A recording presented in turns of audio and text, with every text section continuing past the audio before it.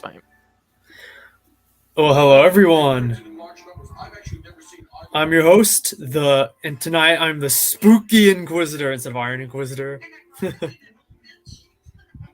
And I want to do a little Halloween stream with some people. And with me, I've got Me, Aiden, Aiden, earlier shirt. and I got another guest with me. Pontificus Maximus. That's me. Pawn Story Games, yeah. Yes, thank you for letting me come on, Spooky. Yeah, that was actually a surprise. It's all this guy Aiden. He's always trying to get guests on your show. Yeah. Who have we got here? Oh, there's some people got here early. I'm in exile with you, it seems, my man. This place is deserted still. Grander, nearly an hour early. Oh. And my contributions to your PBS station from viewers like you. Zim the Despot broke away from the huts. If you know your expanded universe of lore and who Zim the Despot was. Oh, yeah, my friend, he'll be here soon. That'll be a good conversation. Oh man! I'm surprised so many people are up at this time, but I guess the night is still beginning. It is. Yeah, for some of my friends, it's like midnight. Well, it's I don't know. Well, I know that Pawn is in Central Time, but over in the Pacific, it's who joined? Hello. Is this a lightsaber guy? Oh, he's making the Habsburg sounds. Albrecht. Oh yeah, Albrecht the second. There we go. I turned off the stream. Ahoy there. Well, hello. Oh, hey, Brennan, he's back. I'm hanging in there, Brennan. Yes. Yes, the 40 come on in. So, one of the things I wanted to discuss, I wanted to do kind of a podcast sort of thing about this. But yesterday, it has been 10 years since Disney has bought Lucasfilm and acquired Star Wars. Oh, we got another guest here. Hello, everyone. Hello, Zim. What's going on? Greetings. Greetings, infidel. I'll have you know, I got out of Hut Prison, and I'm still trolling people with the Queen of Renrune. Oh, that's base. Oh, Jay's up here. Hello, Jay. Yep, 10 years. I'm not gonna lie, I thought this was supposed to be like yesterday. I was like disappointed. Oh, what's up, man? I thought the stream was about to start yesterday. Oh, really? Yeah. Well, you were one day off. I mean, I did say Halloween after all, and Halloween is on a Monday. Yeah. I really haven't been in the Halloween spirit since I stopped trick-or-treating back in late middle school. Oh, we got another guest. Yeah. Hello. Hey, we there. got Jay. What's up, guys? This whole month has been good luck to me. What up, Iron Inquisitor? Yeah, I'm glad we have a full party here. Yeah, where I am, Halloween is officially over now in Michigan. Yeah, because where I'm at, it's 9:04. Mm-hmm. Oh, you're Michigan's also on on Pacific time.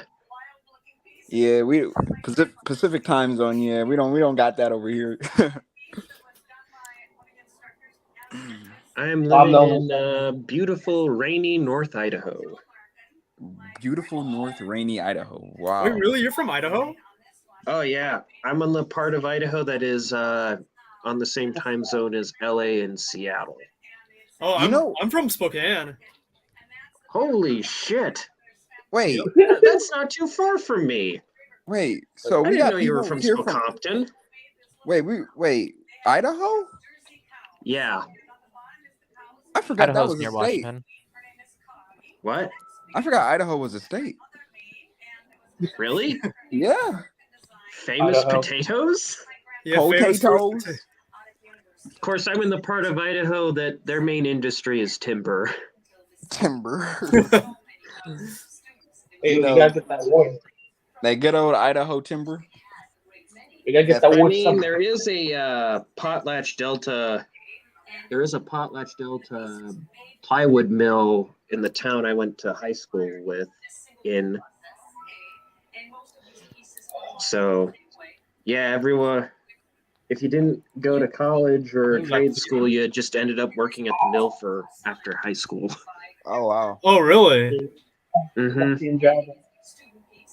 That and the town's mascot was Paul Bunyan. Paul who? Paul All Bunyan. Bunyan. Paul Bunyan. He's like that giant lumberjack. He's a lumberjack Oh. giant. Okay. Too many cascading niggas in here. So I don't is want to ev- cascading here. so is basically most people here from Idaho, or is that a stretch? I Well, I'm think. from the south. I'm the only We're southern near here. the area, but we're not necessarily Oh, okay. in it. That's such Yeah, a it's badass kinda name. small. Latvian Dragon. Such a badass name. Yeah, I've actually known Latvian Dragon for a long time. Oh yeah. Yeah, he was. I remember he was like one of my first followers. Oh, you know. I just subscribed to you just a few minutes ago. Yeah, I realized how am I not subscribed to this guy? Oh, really? You I- just subscribed? Yeah, I'm sorry, man. Oh, no problem. I was reading some old general conversations, or like back in like your old channel. I think one of the earliest people I subscribed to was, well, once I figured out how the subscribe button worked on YouTube, was Tad. Oh, Larkin? yeah, Tad Larkin Mandalore. And that was after the first video of his I watched was why TCW does not fit in Legends. And that was like a few months after it had come out. You know, Yeah, I was what's bored funny, for one years I evening. knew about the retcons because I read the comics like right around like 2006, 2007. And so I noticed the contradictions in retcons, but then that video kind of opened me up like even more of how much stuff got contradicted. Oh yeah, same here. Yeah, there was a lot of contradictions. A lot of them. Yeah, I didn't think much of the contradictions when TCW was coming out because I was in the age range. I was in the age range the target audience was. Same. Same here, because like I was at the right age to grow up with both the micro series and TCW. Me too, man. I'm a 2000. And when the Clone Wars Mass Media Project was going on, I was like 6 or 7 years old. So comic books weren't a little above my reading level because I mostly was like, oh, these are cool pictures. Oh yeah. But then I saw Revenge of the Sith in theaters, and I got out of that by going with my mom, my brother, and a Hey, couple of her. Latvian Dragon. I could hop out and you can join. Is that cool? Latvian, I miss you. There's I'm like gonna- a delay in the chat. Yeah, it's been a while since I've talked to Latvian Dragon. I think the last time I did was when we did the Star Wars Visions reviews, which I still got still got to upload. Pon said, well, I mean, it was a while ago, but he said that he was going to do a review on Visions. Oh, really? That was about 20 years ago that I said that, and perhaps I still will. But it was every second I spent with that show that I was grimacing and wondering how any of it was real. Worse than anything I've ever seen. And it's amazing to say that, but somehow all movies and TV shows are getting worse, and they have not found a limit to bad quality. And Hey, you know, I actually really enjoyed Visions. Me too. Like they really took advantage of that, you know, Anime. creative freedom since Yeah. it's technically not canon and they don't have to adhere to anything. Yeah, so they just went balls to the walls. Hey, Iron, I'm gonna hop out and I'm gonna let Latvian Dragon join in. Oh, You know? that's cool. It was cool to have you on for a few minutes. Oh Yeah, yeah. dude. All right, nice meeting you guys. All right. Nice to meet you too, man. All right, too, see man. you. All right, take care, Jay.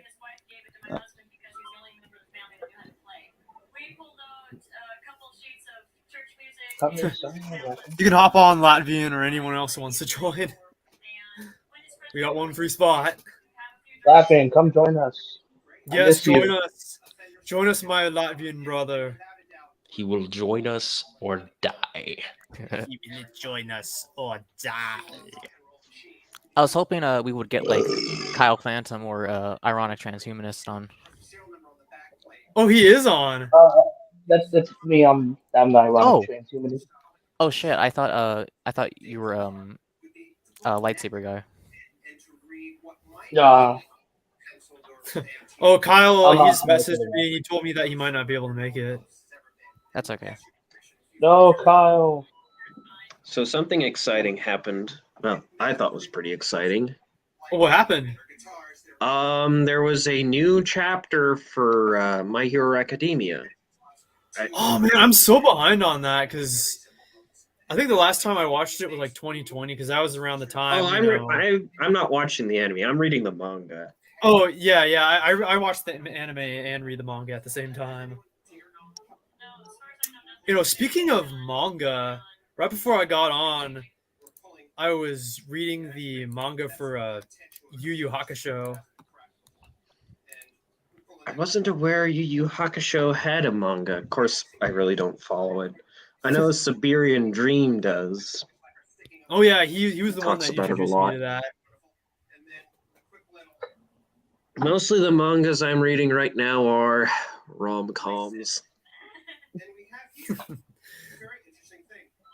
Sort of that slice of life romance type stuff. Stuff like Komi can't communicate and Hitomi is shy around strangers. Oh. Which the latter I hope never gets a manga adaptation, so Monica Rial does not have a job. I'm still a bit salty about the Kick Vic situation.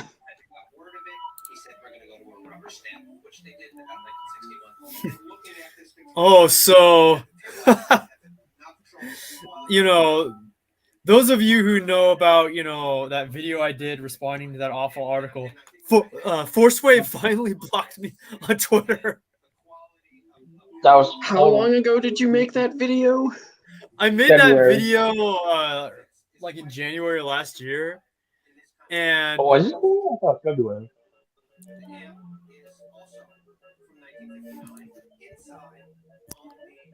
I made that January of this year. And what's funny is I had him blocked, but he didn't have me blocked. Like, I think what happened is he was so like, you know, angry and butthurt that I tore apart his article. And he, out of copium, he made this meme on his Twitter. He made it his Twitter banner to try and spite me because he was angry. And so what I did is I downloaded that and I made that my Twitter banner too. And I did it specifically to trigger him, and it worked. Like, he got triggered by that, and then he blocked me. So he literally fell right into my trap.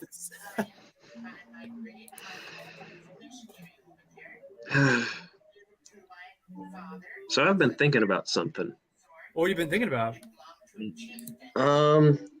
Last time I was on, I was talking about Latvian wants to join. I did interrupt. look for the Streamlabs link. Oh, let's go. Hey, Kyle. Hey, hello. Oh, this might actually.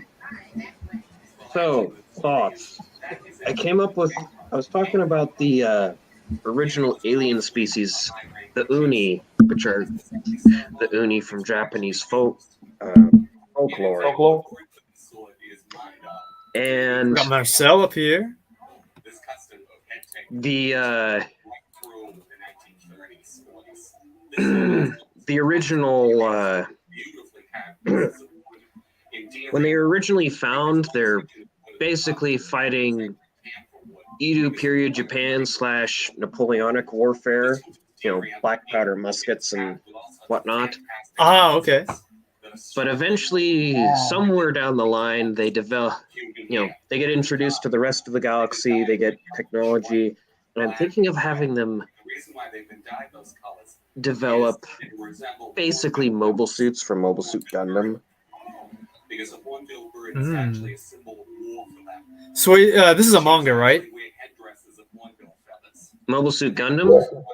Oh no, what you were talking about. Oh, this is a fanfic I'm writing. Oh, okay.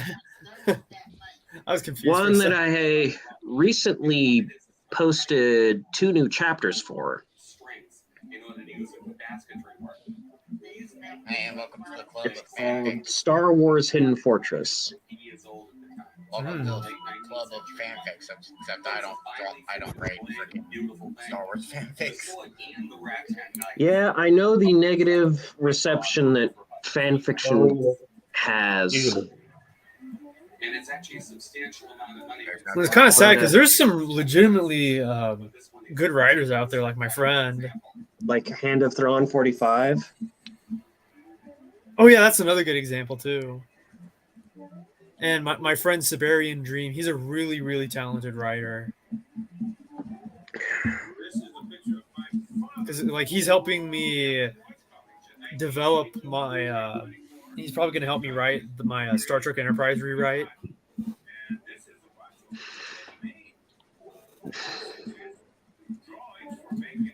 Me, I just do freaking just more like to say. If I ever get around to it, I might also do Elder Scrolls fanfic taking place in a version of Skyrim based off of. Okay, who here is familiar with Fudge Muppet? Fudge Muppet? Oh yeah, I know him. I watch his Fallout content, but I don't really watch his Elder Scrolls. Why am I hearing Super Mario in the background? Oh yeah, I thought I heard the Mario coin sounds. Yeah. Oh, I that's was kind of me. wondering the same thing. But also, I'm playing on the NES. Sorry, I'm shutting it down. Oh, you're playing NES. Oh, I'm playing Lightning Dragon is in the chat for Streamlabs.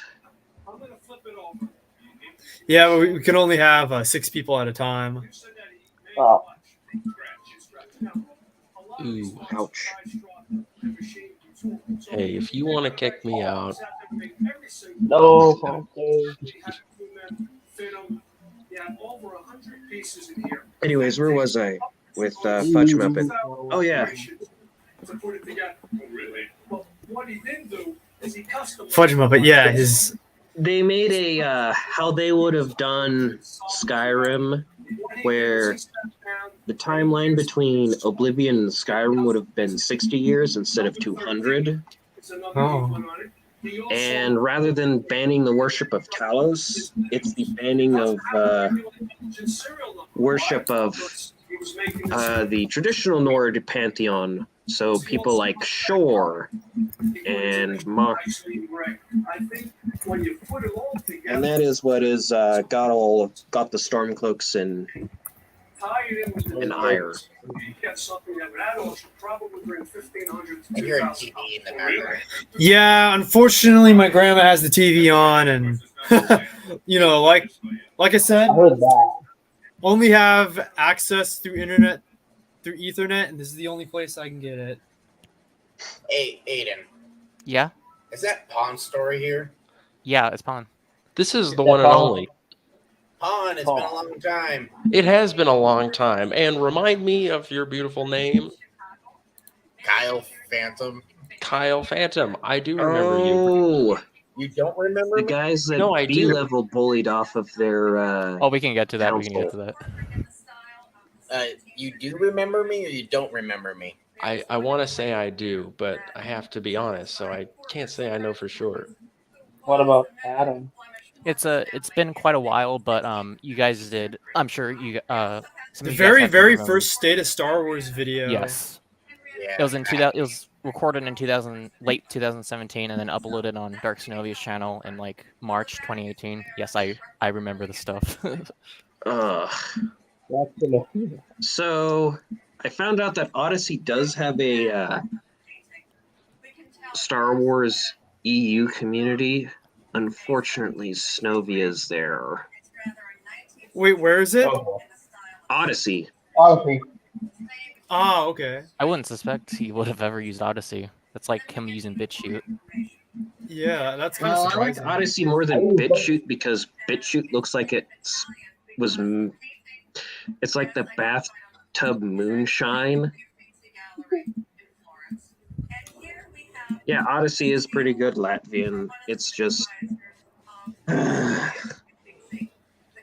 less interactions with Snovia, the better. Oh boy, I'm glad I've stayed away from his channel for so long. I'll stay away from it. I mean, I got caught in ANCAP, so I take the honor. Oh yeah, he's like, yeah, you're an ANCAP. Just because you tried to educate him about what fascism is when you sent him that Culture Thug video, I think. Culture Thug video. Yeah, I don't like any form of authoritarianism, whether it be fascism or communism. Yeah, they're both the same thing in my eyes. Well, communism comes from Karl Marx. Fascism comes from an Italian fellow named Giovanni Gentile. That's correct. Let's be real here. They're both butt brothers. They're both butt brothers. That's what it is. And what's funny is a lot of the very early fascists, including Giovanni, they were all ex-Marxists. Like, you know, they all disagreed and were like, "Hey, we're gonna try to create another like third alternative system." Well, actually, and then Giovanni Gentile was killed by communist persons. I mean, freedom fighters, as Razorfist would put it. I do enjoy Razor Fist YouTube channel. Yeah, I'm also a subscriber to him. It makes you guys feel better. There's a heavy metal album out there. Yeah, the whole thing with but anyway, Dark Zenobia's name is. Let's not get political. Let's not get too political in here. Good plan. Yeah, I try to keep politics like far away from my channel as possible because it's toxic. It is toxic, especially in this day and age. What it? Your pawn story. Yeah. Do you remember Adam? I do remember an Adam, yes. In fact, I've gotten Aiden and Adam mixed up before. That's me. Oh, you're the Adam. Well, we actually just spoke a few days ago. Adam or Auden? Adam. Okay. I was thinking That's my dad's the default name of the that used to be one my of the main characters of Dragon Age Origins. Wait, Adam who? Auden Kuzland, the default male name for the human noble. And it runs through cables over here.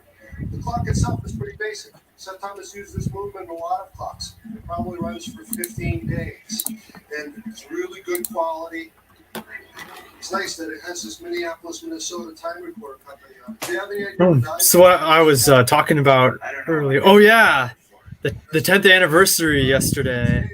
Of what? Disney buying Lucasfilm. Oh yeah. Don't remind me. Don't remind me. Just You guys want to talk about that?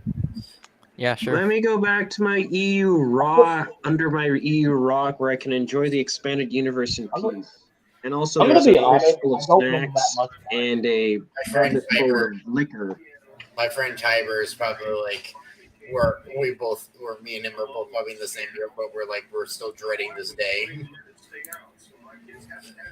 Tiber can't stand anything For better busy. or worse, for better or worse, this will be the beginning of the There was actually an interesting fan fiction I found by a guy called Jay Saylor on fanfiction.net. He's also got a YouTube channel, and he's got the first arc of his fanfic narrated of how he would have written the the Force Awakens. What he would have done is the First Order is looking for a Star Forge that the Repultans built.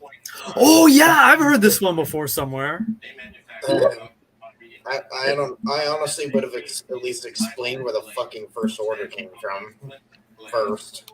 So the Galactic Civil War ended in a draw at Jakku. Did it really end in a draw, or did one side lose badly? say white piece. It was kind of fought to a standstill, and someone in the Imperial Remnant was like, okay, let's call a truce. And there's like the border between the unknown regions and the rest of the civilized galaxy is a demilitarized zone. And you just have one of them here. If this came up at a well-publicized auction, I would expect it to sell in the range of $4,000 to $6,000. Demilitarized zone. And certainly to insure it as much as 75. And also in this, Rey is Kyle Katarn's daughter. Really? Yeah. Going back in the closet. I'm afraid it's going to go back in. And she was trained as a Jedi. I actually like that idea. That honestly has potential. And who wouldn't want Kyle Katarn as their dad? Yes. Kyle-Katarn is a badass. I like Very. that. I think he's one of my favorite Jedi, and like the not like I want Rack's store as my dad. Return of the Jedi sense. It hasn't been revealed who Rey's mom is, but if I had to guess, it would be Jan. Oh, I was about to say. Jan. Let's be real here. We all thought that Jan died in Jedi Outcast at the time, and we were tricked. And then it was just a pretty interesting, nice twist that she was still alive. Well, I first played Outcast a few months ago. I got the GameCube version for my birthday. What was funny is I was playing the GameCube version like yesterday because I've been having trouble getting it work on my laptop for some reason. So I was like, oh, I think the lighting is so bad. I really like the original Xbox version. yeah, like it's really weird. The lighting effects are turned so down. It's so dark. Like it's not as bad if you're playing like on a CRT TV, but if you're playing on a flat screen, it's like I was just playing it on my Series X, and it's much better there. Obviously, Series X. So yeah, it's probably really good on the Xbox One X as well. The only Xbox console I've had is a 360. This 360 was good. Yeah, I spent many hours playing Skyrim.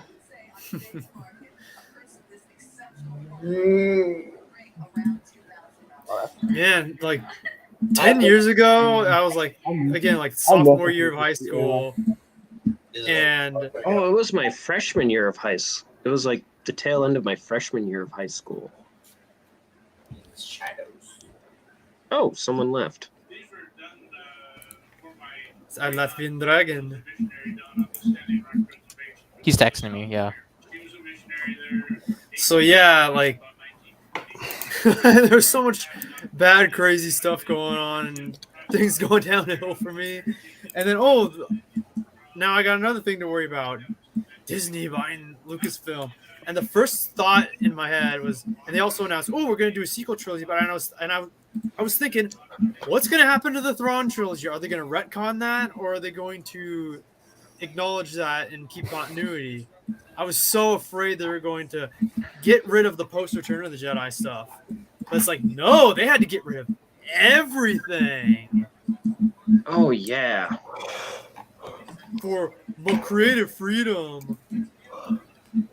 It was not for creative freedom. It was for, because let's be real, most of their shit is basically just ripped from the original Legends. Oh yeah. Like Dark Empire at the end of, you know. If you're gonna rip off Dark Empire, just do Dark Empire.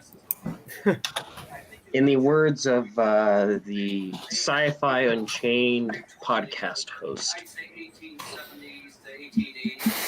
Of course, Dave Filoni did do a number on retconning a lot of EU shit. It's Dave Filoni. There's some people who actually I'm just talking to that are actually pretty mad that he doesn't like to be put into a box, and like he's like that's everyone that's a writer, basically remotely a writer, would get pissed off with that statement. I mean, I got pissed off with that statement because it proves that he's not willing to do anything original. I didn't find out about the whole Dave Filoni retcons until Tad's video on why TCW doesn't fit in Legends. And then I went back and reread the Republic comics and realized, holy shit, he was right. Now I feel just ripped off. And he's come to coup with a court, which was very common. And he's got a very unusual. It's like Aiden's gonna stream some Counter-Strike while we talk. It's always good to have background. Oh yes. Yeah. Which is a bit disappointing because I was a pretty big fan of. I really liked TCW when it was coming out because I thought, wow, this is a lot better quality than most of the shit on Cartoon Network at the time. I kind of felt the same way. Because there was that weird period where Cartoon Network was trying to copy Nickelodeon with iCarly and have live action things on a Cartoon Network. I remember that. Oof. Yeah, like, you know, I still have a lot of nostalgia for TCW because it was just like, oh, like Star Wars on TV. Yeah, that was kind of what my thought process was at the time. And you know, TCW spits in the face of those because you know, TCW was like one of the biggest things to come out in between, you know, the 2005 and 2012. Because you know, those articles that are like, oh, Star Wars is a dead and dying franchise, and it's gonna get revived by Disney. It's like it never needed it. Like there was so much Star Wars projects that are going to come out, like 1313, Force Unleashed 2. Imagine if there was a Dark Times mass media project that included the Force Unleashed and Dark Times comics. And Star Wars Underworld would have been a part of that too. That would have been badass. But, you know, there was a leaked footage, like it was early test footage for the show. I have seen that.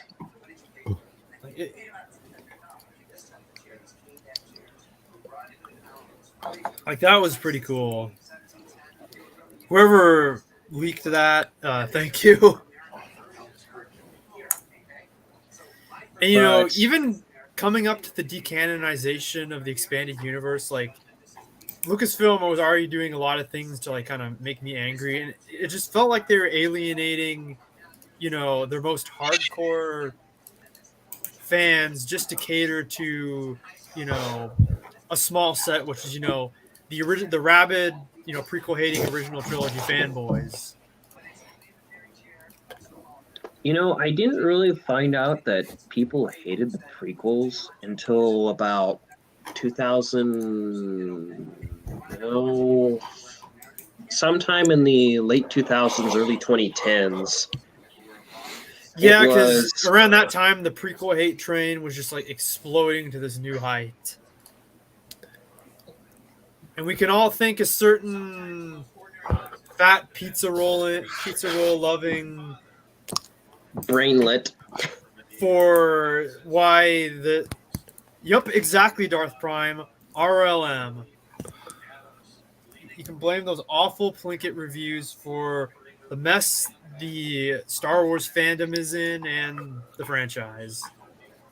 Call the banners. We must ride to war. Eliminate the House of Red Don't Letter forget Media. don't forget the documentary, The People versus George Lucas. Oh yeah, that too.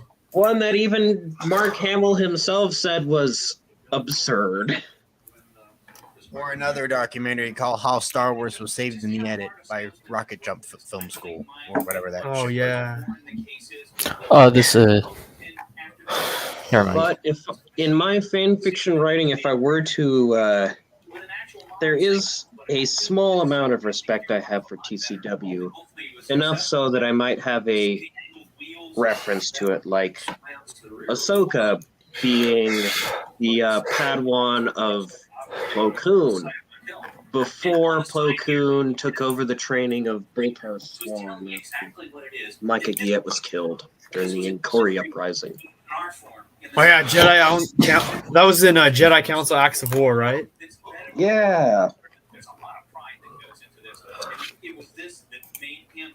There was a period in the late 2010s where my brother and I were rereading the Star Wars Republic comics. And that was one where we started. And then it was, well, it started out as Star Wars 1998 with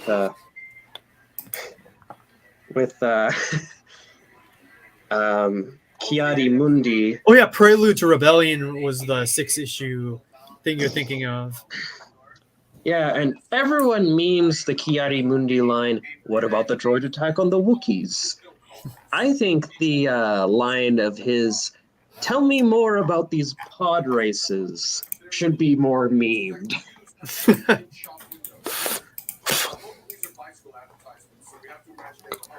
Oh yeah, he was in Jedi Power Battles. There was also a Sega Dreamcast port of that game, which I kind of want to check the Dreamcast port out because, you know, it has better frame rate, graphics, and also includes Kiadi Mundi as a playable character with like his purple lightsaber. The Dreamcast port. Has anyone ever actually beaten Jedi Power Battles? No, that game is pretty difficult, and also the platforming sections make it really hard. Like, I've gotten to like the second mission in the game. I've never even played that game. It has to be one of the most difficult video games ever made. Yeah, and it was actually the very first PS1 game I've ever played. Because yeah, I think so for me as well. One of the very first. I think the most difficult game I've ever played is Morrowind, but that's because going from Skyrim to Morrowind is a bit of a jump. Ah. Because, you know, I do kind of wish Bethesda would go back to the weird shit from Morrowind. Oh, really? It's a bit makes Elder Scrolls a bit more unique from the other phone book fantasies series that's obviously inspired by either Dungeons and Dragons or Lord of the Rings.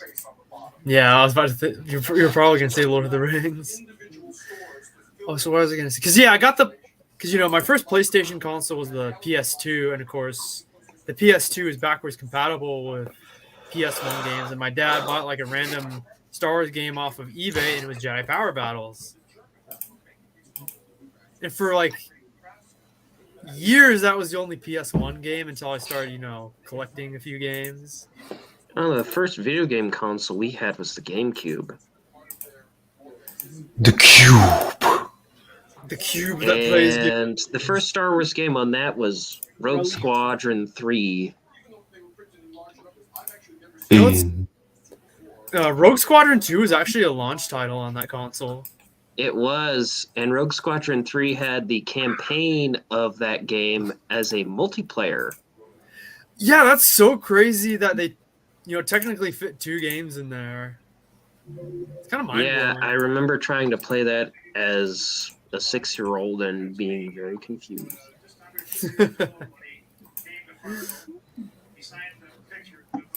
Yeah, the GameCube was one Nintendo console I, for years, knew nothing about. Because I remember, I think it was like 2010, me and my sister were watching a VHS tape of like a TV show. And there was a commercial for Star Fox Assault. And I was like, wait, when did this game come out? When was this a thing? And then I never knew what like the mainline Mario game or Mario Kart game was on the console. Like for years, the only game I knew that was on the GameCube was Wind Waker and Twilight Princess. And actually, that was actually another console I brought to my grandma's, the GameCube. But that's why I mentioned me playing Jedi Outcast on the GameCube. We also played a lot of hours of the Clone Wars game with the. That got a GameCube port too.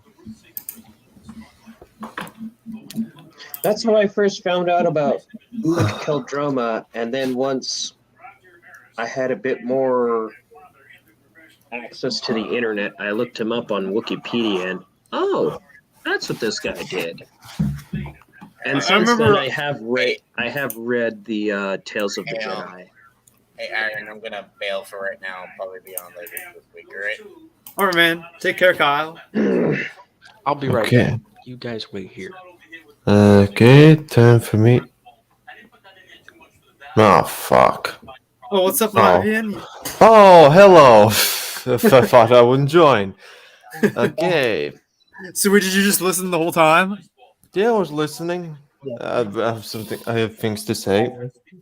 Oh, let's let Latvian talk. Okay, so what game? Okay, I've started playing the Darksiders saga. How's that? I finished the first game, though it took me some time. Like I first started playing some months ago, that I didn't finish it. Then I continued playing, and I actually finished it this summer. And I started playing Darksiders 2, and Darksiders 2 has some bit downgrades, but it's still better, especially with the music. And I missed you, Latvian. yeah, I missed you too. You can Roblox surf now since there's no good ones on Counter-Strike. No good maps. Didn't that surfing came from Counter-Strike? Yeah. But there's like other versions, like Gmod has a different surf. Oh wow. And what's really interesting is I think that Clone Wars 2002 game uses the same engine that the Star Wars Battlefront games use. I actually have it. Oh, do you have it for the what console? PS2. Oh yeah, I grew up playing the PlayStation 2 version. And what's funny is I actually think I read the Tales of the Jedi comics before I played the game. So when I saw Ulic Keldroma, I was like, ooh, continuity. Yeah, I remember like playing when I got older. I was like, oh, it's all coming together. Ulic Keldroma. I never really made it that far when I was a kid, though. Oh. Yes, having a tank with the handling of a fighter jet. Great idea. Oof. Oof. I actually didn't mind it. Make care of what you do, that's what I say. It was a fun gameplay aspect, though. I want to get Winvar. Winvar's edgy. Yeah. I mean, think about it. A tropical planet full of people just decided I want to just kill everything off. Yeah, that is quite edgy. Yeah. Not Okay. as edgy as possible. Okay, let's talk a bit more about the 10th anniversary of the Star Wars purchase. Yeah, I want to hear your thoughts on that, Latvian. Like, kind of wish there was more. Kind of wish we made a more in-depth review, like review every year how much they made. But then again, like the first 3 years were like blank.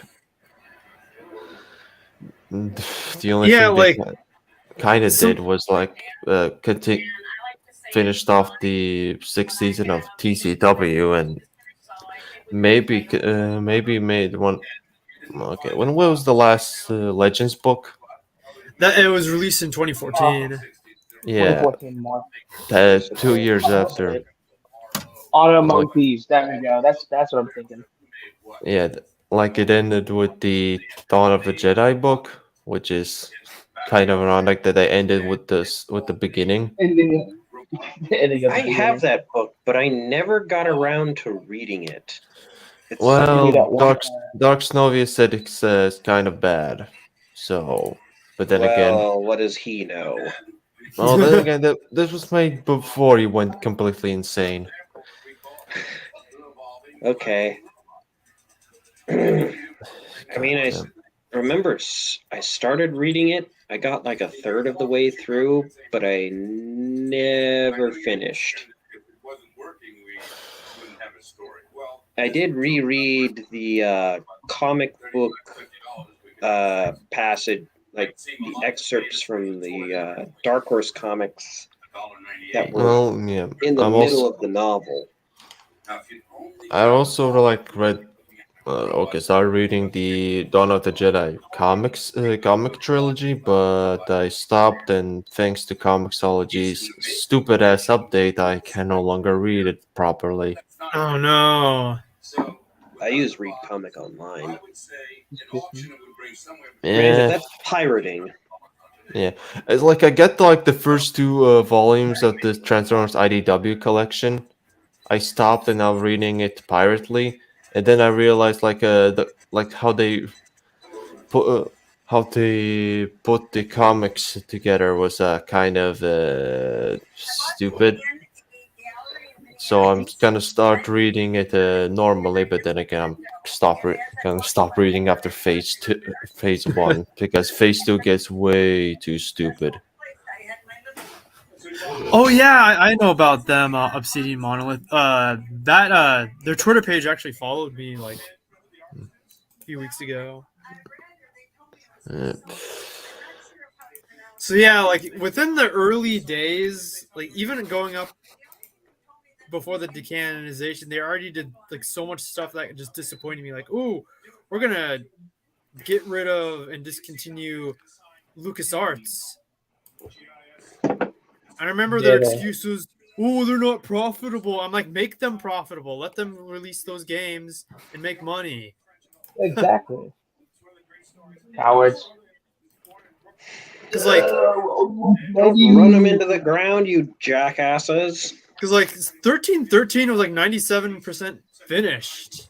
Upgrade, people, upgrade. I don't know if it was 97% finished. That sounds an awful lot like what was it? Fallout Van Buren. Before that game was canceled. But I heard they were pretty late in development.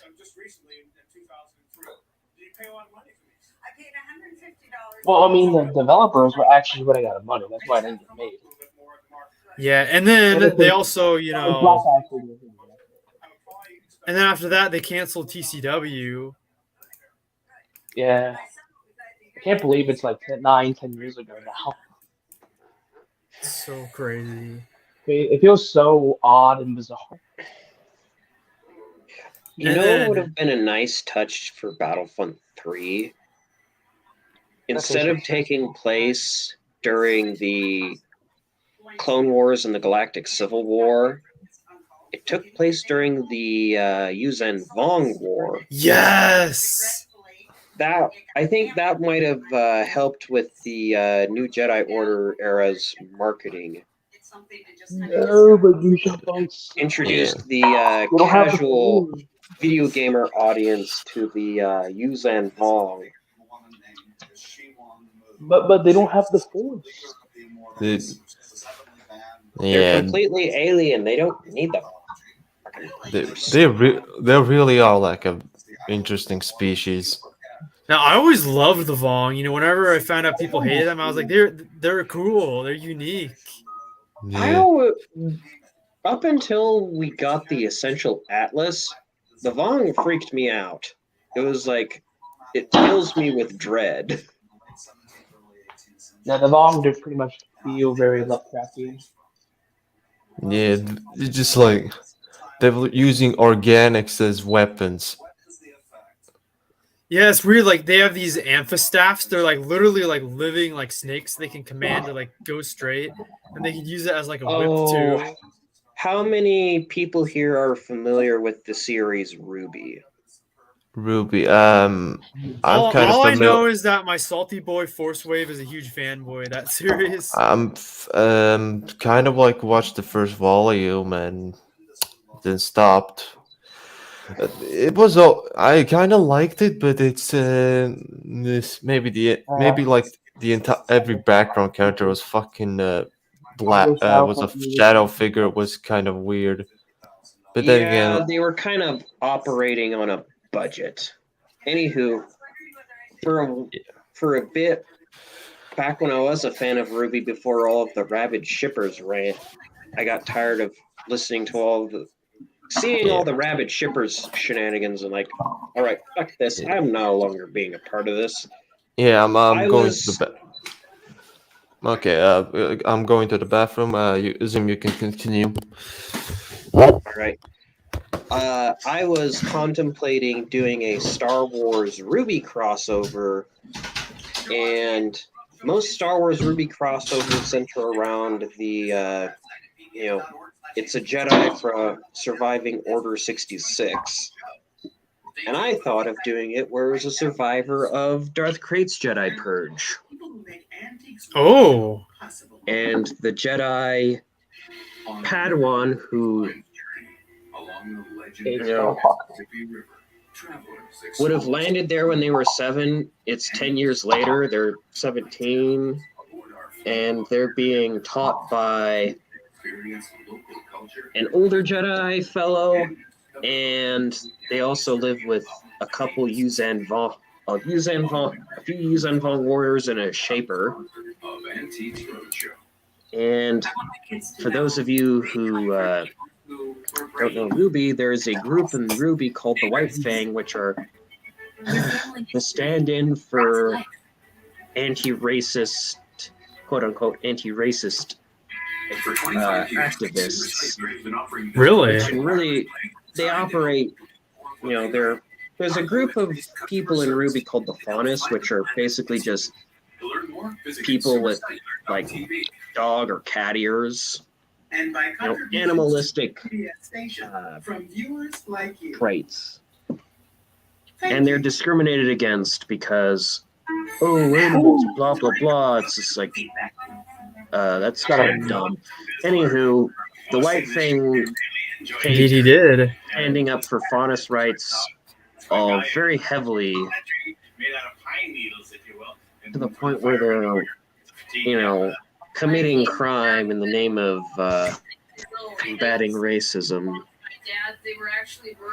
And I'm just thinking of Yuzhan Vong warrior cast members wielding amphistaffs, just chucking an amphistaff at a White Fang member yelling in their native tongue, kill, and it just impales a White Fang member. Oof. Cool appraisers around here, and they found out we have a hot state of North Dakota. I drove 17 and a half hours. Yeah, like I said, all I know about Ruby is Force Wave is also a fan of that. Yeah, it's probably a good thing you're avoiding that, especially considering that Rooster Teeth has got some. They aren't doing so hot now because they're apparently a toxic work environment. I've heard a little bit about that. Oh There's yeah, some channel I apparently watched the that talked about bosses that. were referring to a certain employee as a slur. Hello? Hello? Hello there. Hi there. Hey, Pon. Well, almost midnight, boys. Wow, Quick I've been question going for an hour. everyone. Oh, what's up? I said, quick question for everyone. Out of all of the TCW fans in the YouTube circle, are Foundry's Cantina the most? Are they the ones that you can actually sit down and have a chat with? Oh yeah, you can, because I've streamed with them, and they're pretty chill. Yeah, which is kind of refreshing. Well, I'm not gonna say, oh, you can't like TCW. It's like, personally, I don't like TCW, but if you like it, hats off to you. You found entertainment value in something I don't enjoy. What are your secrets? For me, TCW is like 50-50. Like, I don't know, I'll have to rewatch it again, see if my opinion changed. I would rewatch it again, except the first season, my sister scratched up the tape on the disc on one of them because she was just looking at all the Plo Koon scenes. Thanks a lot, sis. Oh no. All our brothers. And what's funny is I have a huge nostalgia for the first 2 seasons of TCW because I remember I would rewatch season 1 and 2 a lot, as I would wait for the new episodes to come out. Well, I got TCW on DVD like each season prior to Disney buying out Star Wars on DVD. I remember the first season, I actually faked being sick so I could finish watching first season.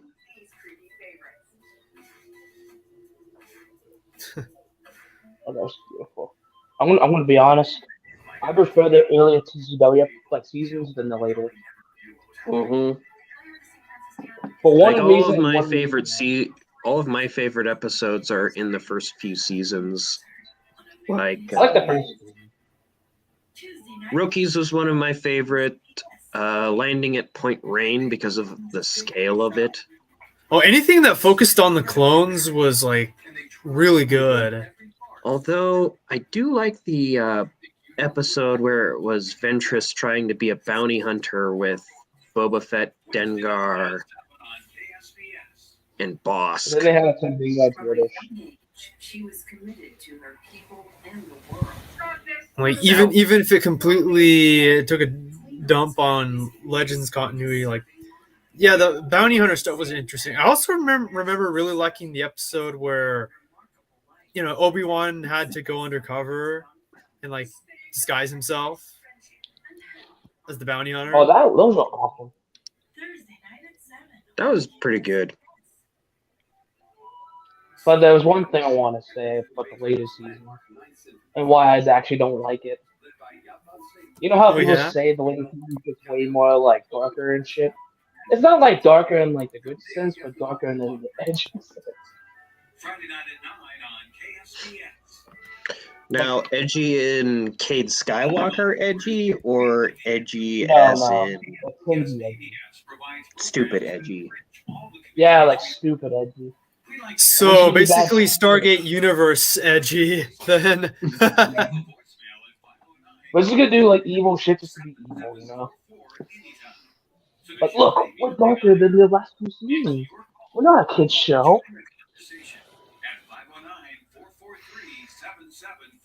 I mean, am I the only one or my minority? Friends, I'm going to go to bed, but I'd be happy to participate in another one of these. So I'd love to have you on again, man. Find somebody who disagrees with me about things, and I'll debate them good. Oh, I have a lot of people. Depends on what we're debating.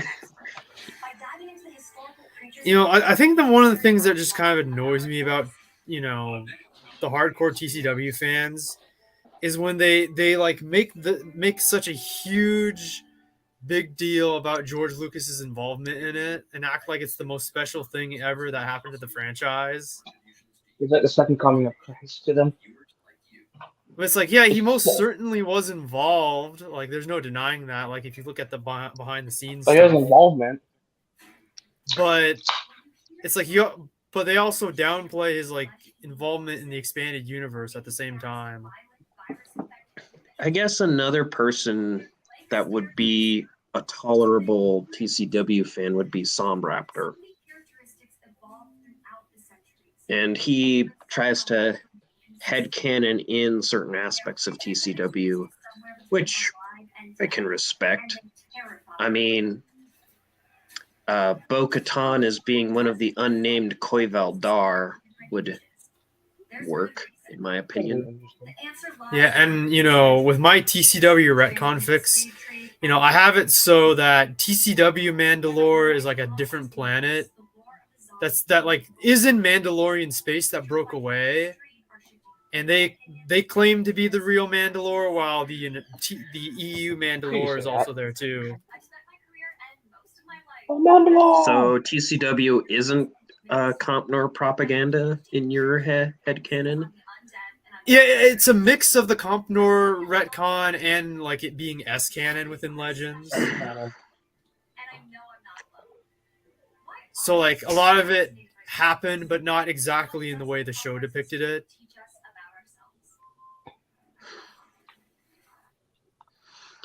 Yeah. I've been thinking of I think I explained this in the last live stream you did, which was one of my AU divergent points was Jango Fett being rescued from slavery by a strike team of Mandalorians. Oh yeah, on Concord Dawn, right? This was after Galadran. Ah, okay. And some of the members are very all right, I'm back. Are very recognizable, like Rav Browler and Kal Skirata. Okay, what did I miss? Some of them are. Oh, we were just talking about TCW. Here, I'll make a slot open and anybody else can join, but I'm going to go to bed. Farewell, friends. Good night. All right, take care. Good night. Thanks for having me. Goodbye. But there are a few original characters, like one name that has been floating on the back burner in my mind has been a Mandalorian named Jaeger Ordo. Jaeger. Oh, you know what that means. Oh. This is more of the actual Germanic origin of the name, not the Attack on Titan reference. I know. Well, I think about something And, I was also thinking of Chuck Yeager too. Oh, that's actually good. I could actually make him a good fighter pilot. Ooh, that would be a cool idea. So people who know like history would be like, "Oh yeah, that's a reference to Chuck Yeager." I mean, the Uni are kind of based. Their military tactics are kind of based off Napoleonic warfare. Because, well, it started out with me reading the Richard Sharp novels by Bernard Cornwell, which was a historical fiction series about a British army officer during the Napoleonic War who he started out as an enlisted man who quite literally joined the British Army to get out of jail. Oh, really? Yeah, at the time, the British Army, all of their enlisted men were either homeless people, drunkards, or people looking to get out of prison. So you pretty much have a very motley crew of soldiers. Well, they were all professionally trained, or it was people, you know, they were living on the streets and they just wanted a roof over their head and a meal. And the British... Really? The British would do that? I thought the Americans would do something that insane. Hey, Latvian knows. Well, that was just the enlisted men. The officer corps, the British Army officer corps at the time was made up of aristocrats who literally paid for their promotions. Oh, speaking of aristocrats, hey Latvian Dragon, that Charles II video has over 30,000 views now. Oh. Ooh. And I've uploaded so many more videos on that channel. In the Sharp series, the only reason Richard Sharp is an officer is because he got a battlefield commission. He got this by saving the life of his division commander, who happened to be Sir Arthur Wellesley, or the future Duke of Wellington. Oh.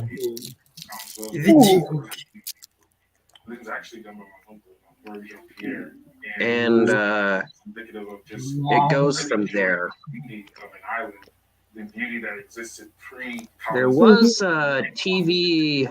There was a movie adaptation of the series in the 90s where Sean Bean plays Richard Sharp. I think it's the only good guy role he plays where he doesn't die. Oh, really? Yeah. Of course, they take a lot of creative liberties with the Sharp series. Isolation and contrast, Vodou was born. Seeing as Sharp is supposed to be 6 foot tall, has jet black hair, and is from London, while as Sean Bean is 5'9", blonde, and from Yorkshire. So there's a difference in accent. We know that religion can And also, the Sharp TV series was severely under budget. This is Mambo Sally and Sharp? Or like a TV series of that? Oh yeah, there is. But in the book, there were instances of like 10,000 cavalry were charging down the hill like a battering ram. In the movie, it was like 10 guys on horseback charging down a hill. Oh, yeah, that's how under budgeted they were. But the Heck's belief that there was an invisible world power and resource, and it was mobilized. So couldn't be as epic. Couldn't be as epic, and this was before Game of Thrones, where they could, Hollywood could, TV shows could really have that big of a budget. Yeah. Of course, now I think A Song of Ice and Fire is postmodernist tripe. Well, didn't Song of Ice and Fire came out like in the 90s? It did, but it drew a lot of inspiration from the War of the Roses, which was like a English Civil War era. Yeah, the War of the Roses. Oh wait, wait, which series? The one with Sean Bean as? Well, Sean Bean is in both. The Richard Sharp series takes place during the Napoleonic Wars. Oh, are you guys talking about the one that came out in 1993? The Sharp series? Yeah. Well, the Sharp books start. The first Sharp book was written in 1981. I'm talking about the TV series. You guys talked about it that it's low budget or whatever.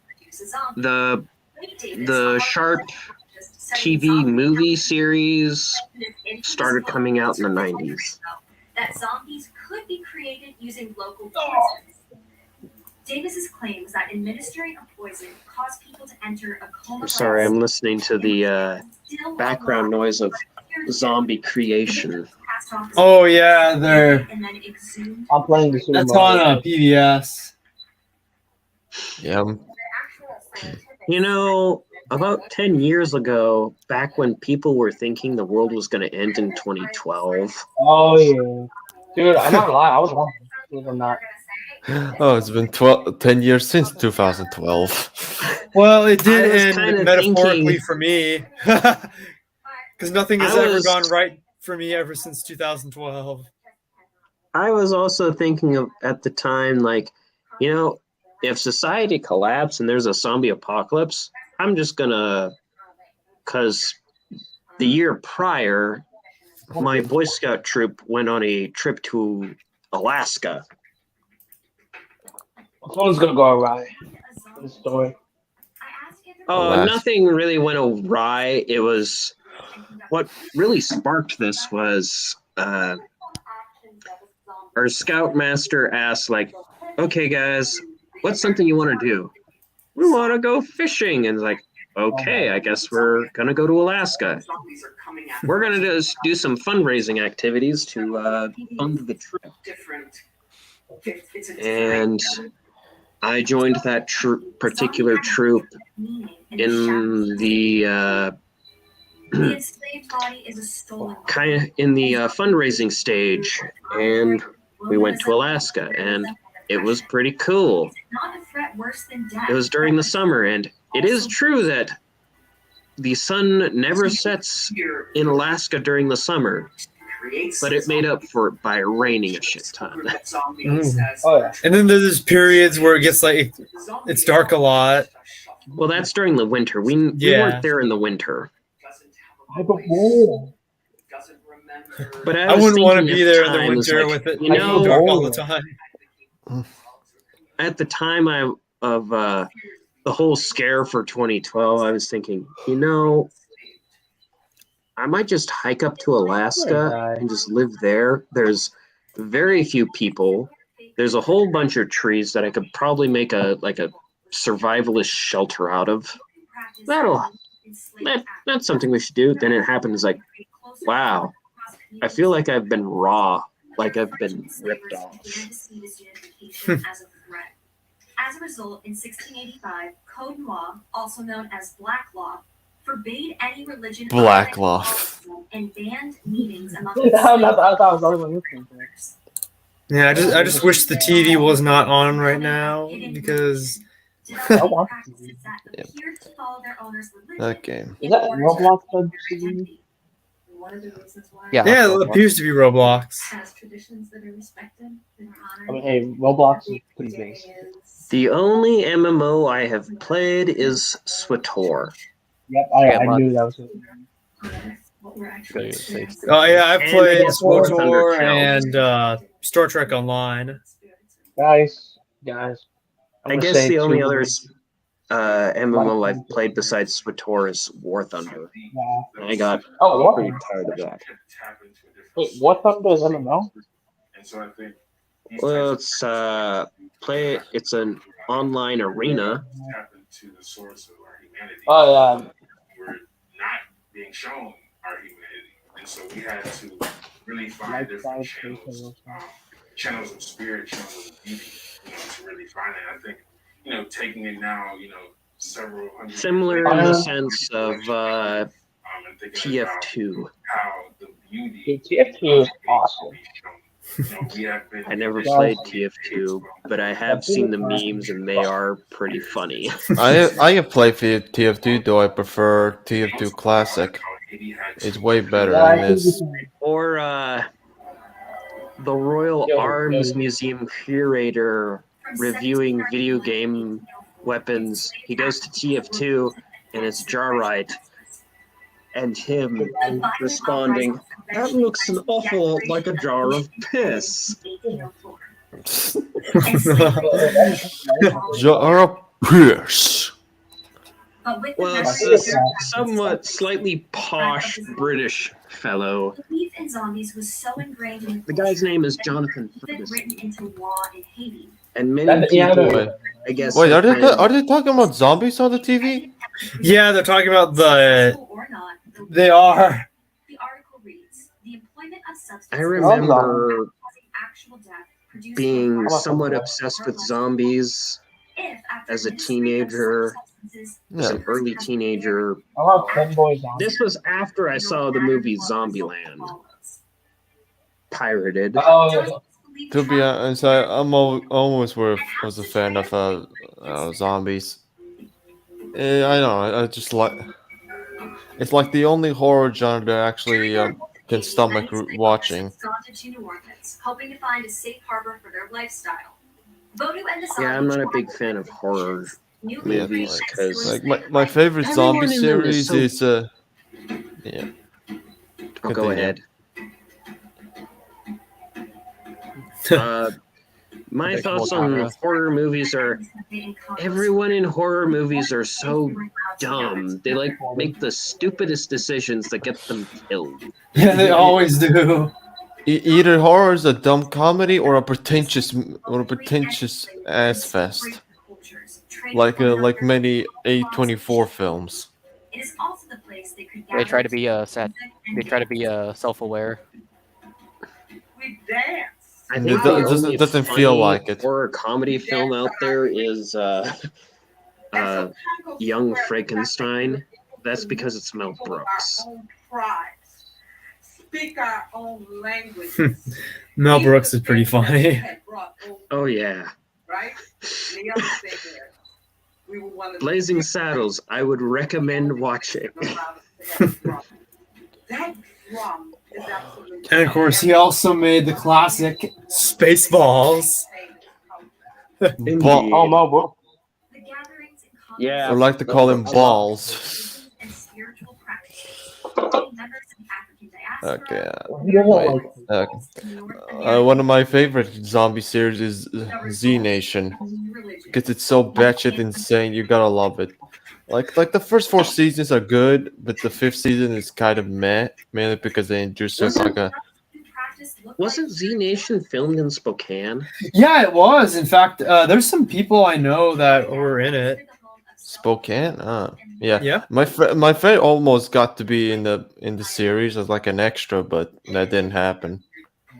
And he's a big fan of zombies. I actually don't live too far from Spokane. Where is Spokane? Spokane is a city in the U.S. state of Washington. Yep. Yeah, like it's like right below Canada. Yeah, it's like I remember, like I like how they move from each state, like every. And voodoo, the lines between them are consistently. Voodoo? Yeah, they're talking about voodoo. Watch out for the voodoo. I'm thinking of the Oh, finally. song about voodoo that played in the background of What's New Scooby-Doo when they were in New Orleans. Oh yeah, is that the Hex Sisters or the Hex Girls, right? Yeah. No, it was it sounded like a couple Cajun guys were singing this song. Because the goth rock band in the Scooby-Doo universe, the Hex Girls, actually sang a You Do Voodoo song. He's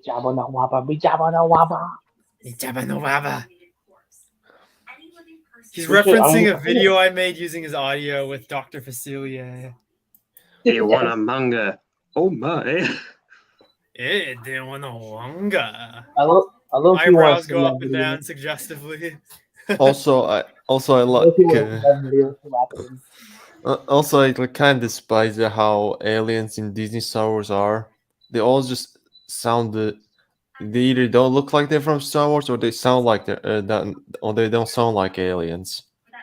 I'd say the only 2 like alien species in the new canon that are like really memorable to me is the Duwotan. Like, think of like the 9th sister. She's a Duwotan.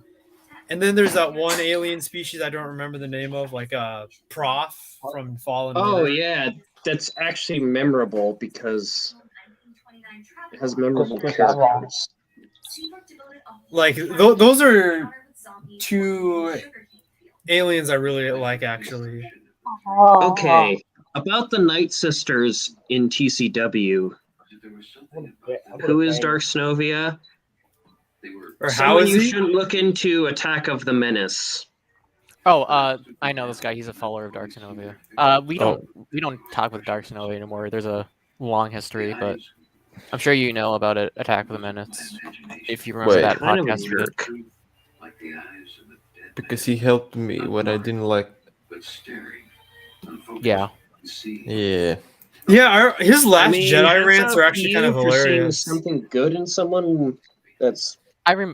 Here's the thing. I remember he had like a lot more videos back in the day. He deleted a lot of them within like late 2019 because he wanted to do an optics check.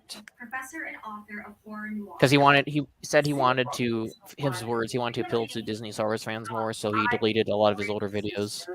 Oh, great. And it's sad he deleted like all the State of Star Wars stuff. What's funny is I'm never gonna delete any of the stuff I did with them in the past because they helped me get views. I don't believe he I necessarily. remember there was a video where you, General GSG, Dark Synovia, and Tad were reacting to Eckhart's Ladder video on George Lucas talking about his apparent dislike of Mara Jade. What's funny is I'm thinking about doing an updated version of that because I have actual proof that he didn't from Michael A. Stackpole. I'll be right back, guys. Make a nature's call. Because he said on his Twitter and in an interview with Star Wars Theory that the whole him hating Mara that was just like a rumor that was spread in fandom.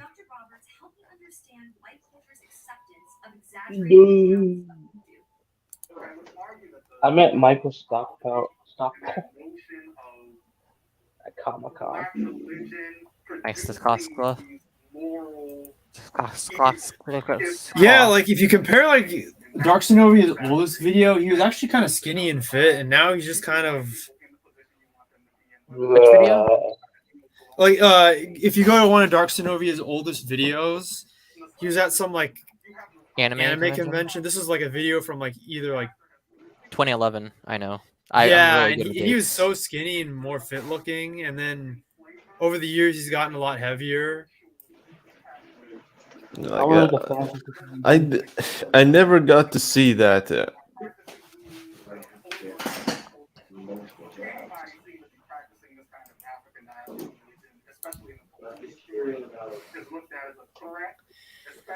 Yeah, like what else was I gonna say on that? And, considering he's a person who's full of so much hate and anger, like that's not good. It's like you have a heart attack.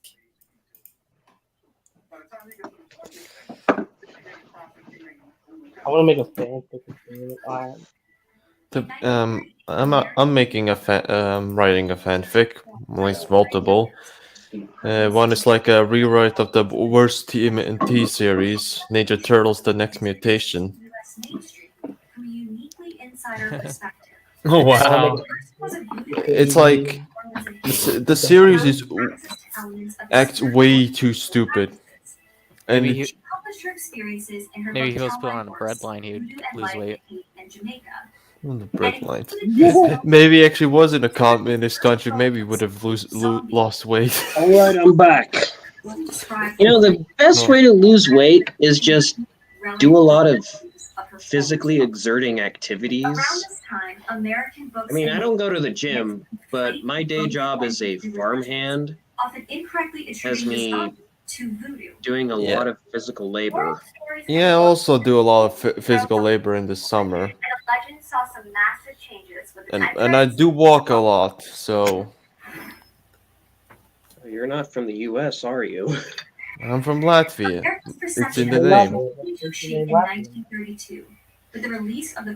Latvia is one of the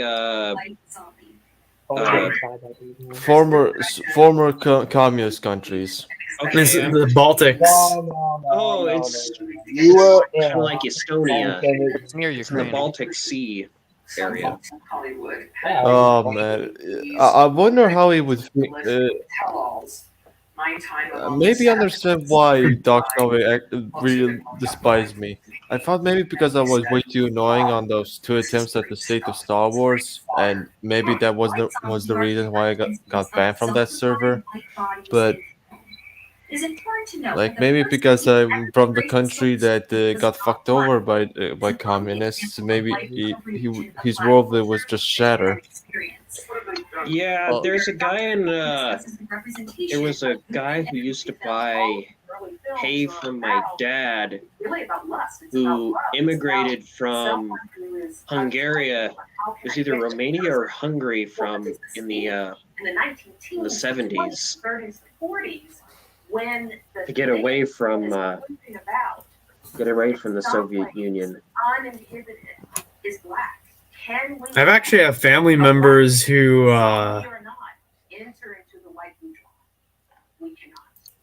escaped the Soviet Union, like back when the revolution was happening. Like the Russian Revolution? Yep. Yes. Huh. The white, they're called white immigrants. Oh, they were Russian. Oh, are you guys familiar with the story of the Czech legions? So there's some things that are Sort of. about the way that Apparently a bunch of Czech ethnicity, people that were ethnically Czechs were part of both the Russian army and the Austro-Hungarian army. And when the Russian Revolution happened, the Czech legions deal with the Tsar was you'll get your own nation state, and the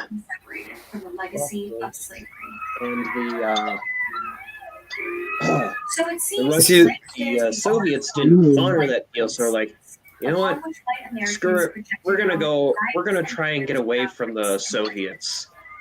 And they couldn't march west because they would end up in German lines. So they were like, we're going to hijack the Trans-Siberian Railroad that runs all the way eastward, and then sail around the world to get back to Czechoslovakia, our own state of nation. I see the people on my grandma's side, they were actually ethnically German, and they were living in Russia. Oh. They actually were. They were East Prussians. In the 40s, America's racist they were East Prussians. Falsely accusing black men of violence influences zombie movie storylines. Yeah, I think that's oh boy, that's just stupid. This sounds very fucking stupid. Oh, the thing in the background? Yes. Roblox. Like everything's a fucking race issue with these people. Oh, the audio from the TV. What? Oh, grandma turned it off. It was on because grandma fell asleep. She turned it off. Oh, good. I was afraid of it getting dumber. Okay. And she wouldn't like the thing about zombies anyway, so. Yeah, okay, so, okay. How would. There was actually a village of ethnic Germans. It's kind of interesting. It's called Volga, Germany. In the terms of perspective, because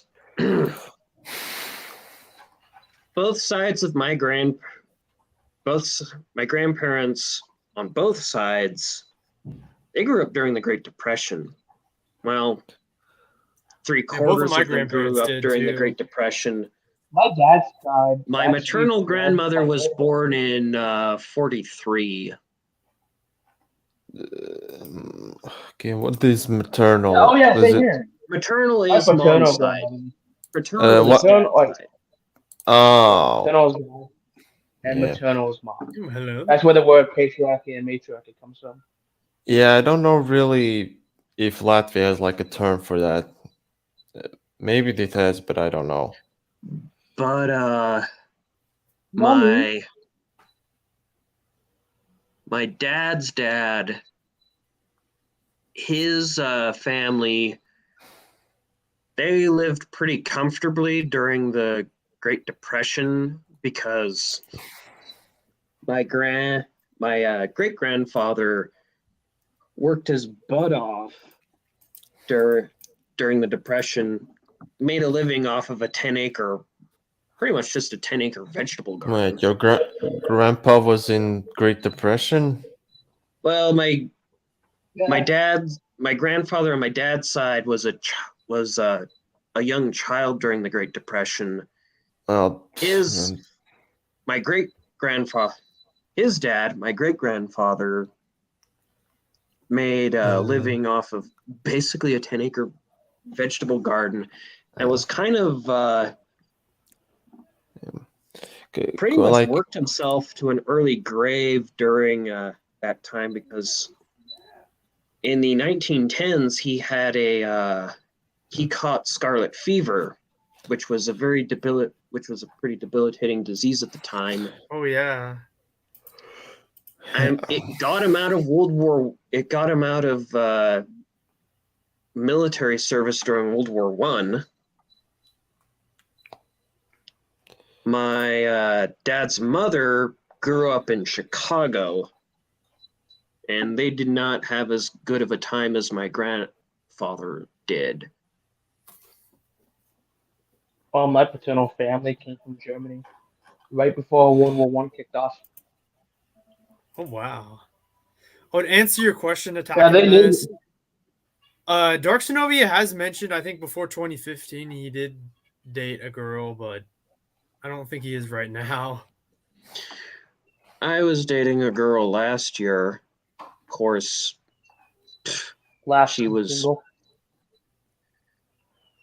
she did not talk to me unless I asked her, texted or called her, was like, hey, what's up? And she also expressed zero interest in my hobbies because they bored her.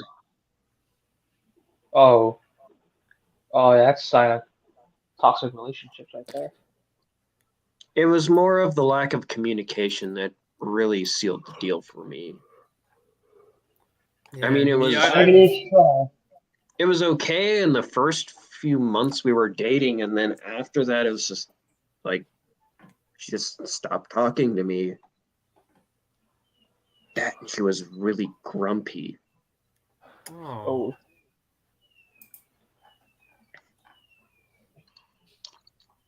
This is the Sentinel? But quite a few of my family is kind of a mix of everything Western European. Yeah, you're I mean, some of my ancestors came from Denmark, and this was around the time of the Civil War. One of the members spoke Danish at home and would refuse to speak English. Oh, based. That's beautiful.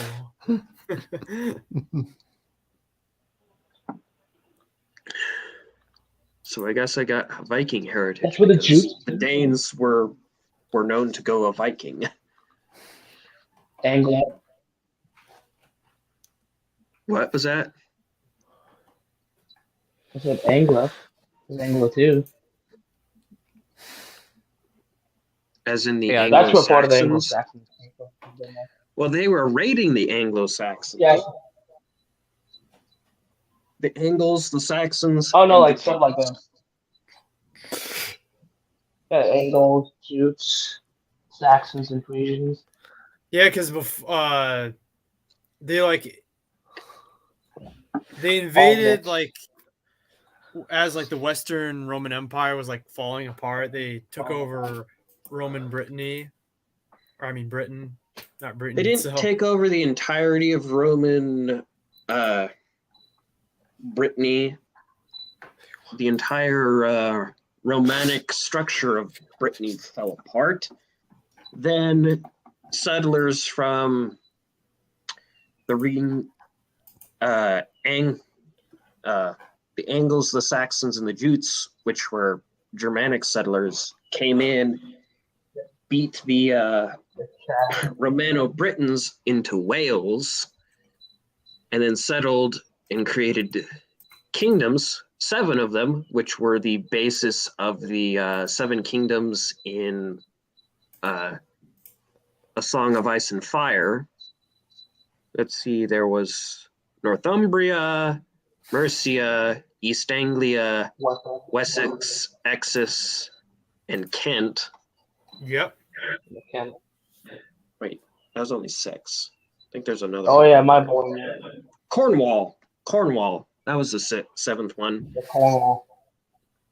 Then the Danes came in, and in Northumbria, because Northumbria was going through a civil war at the time, and established the Dane law. And the only kingdom to remain was Wessex. And Alfred.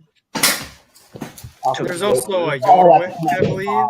And through cunningness and political maneuvering, managed to save the entire East Anglo-Saxon kingdoms of Britain. Dane law.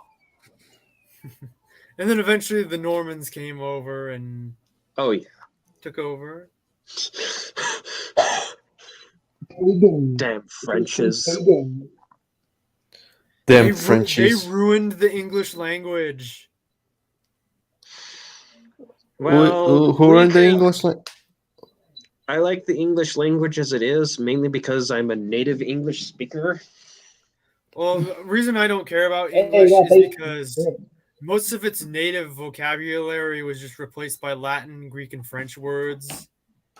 Well, and it has no inflections, so I find it boring. Wait, but you're speaking English, or you consider your language American? Well, it's the American dialect of English. Because, like, I like languages that have a lot of, you know, noun and verb inflections. I cannot hear Iron at all. Oh, you can't hear me? I can hear you better now. Oh, okay. Yeah, Well, like I said, I you're like kind of cutting out. really inflected languages.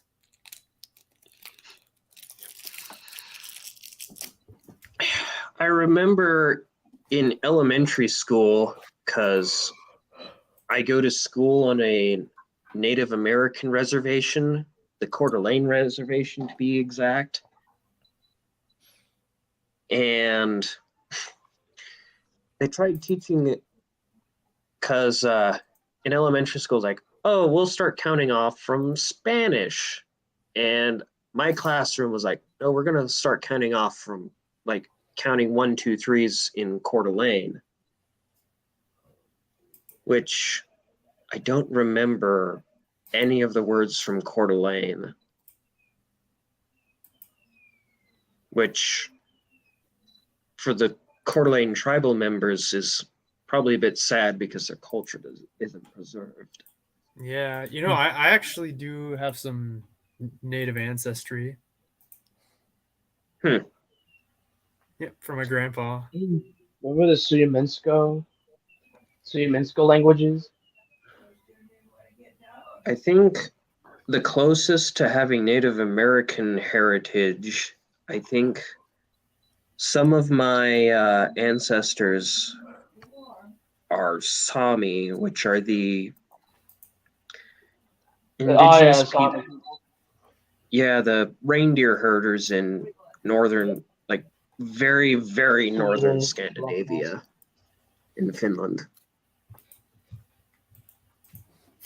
In my Crusader Kings 2 playthrough, I'm actually fighting those people right now. Are they riding in on is there cavalry units, reindeer riders? I actually haven't checked because, you know, I'm just fighting them. Probably not. It would just be hilarious. That would be funny. Because I'm starting at this starting date where, you know, most of Scandinavia has been Christianized, but there's a little bit of... There's still pagans running around. Yeah, and my goal was to try and reform the Germanic faith and kind of fight back. But it's been really hard to do because there's such small areas, but I'm slowly starting to succeed. Yeah. And what also makes it hard is like the Holy Roman Empire is kind of like right below you, and they're so huge. And if you make them angry, you know, they're gonna come after you. I wouldn't doubt it. And you know, they actually did at one point, because that's what makes it really hard. Is if you try to attack one of the Christian kingdoms, one of the others might come to their aid, and the Holy Roman Empire has they have like 30k stacks of troops, and you know, if you're the only way you're gonna even be able to stand up to them is if you hire a butt ton of mercenaries.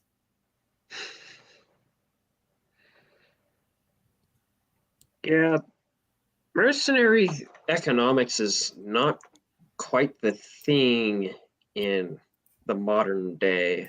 Just kind of sad. Okay, who left? Oh wait, he left.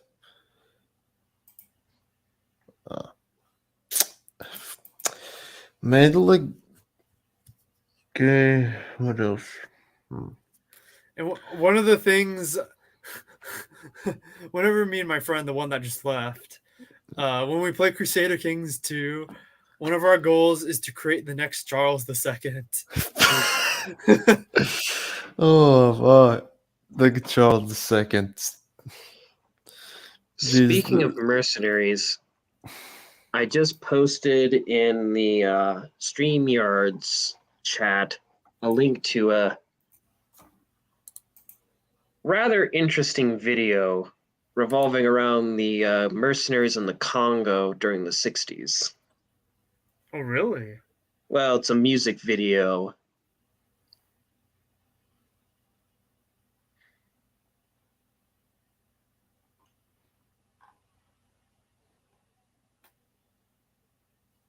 But if you're interested, check it out. I'll have to check that out later. It's kind of insane. Yeah, mercenaries are like, I don't know. I don't know why, but I kind of like mercenaries. They're like mainly because of TF2.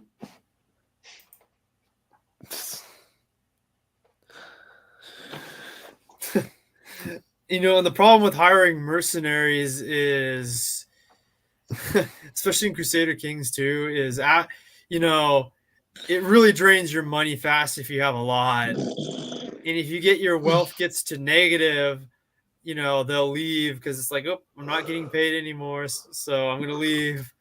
And I've had that happen in the middle of a fight, so it's just like, oh, I can't win this fight.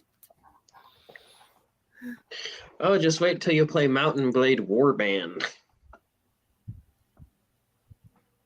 I've heard good things about that game. Well, they came out with like a similar in this game in the series, Bannerlord, which is kind of sad. Elder Scrolls, which is supposed to be a role-playing series, has less role-playing mechanics than a medieval wargaming series, which is Mountain Blade.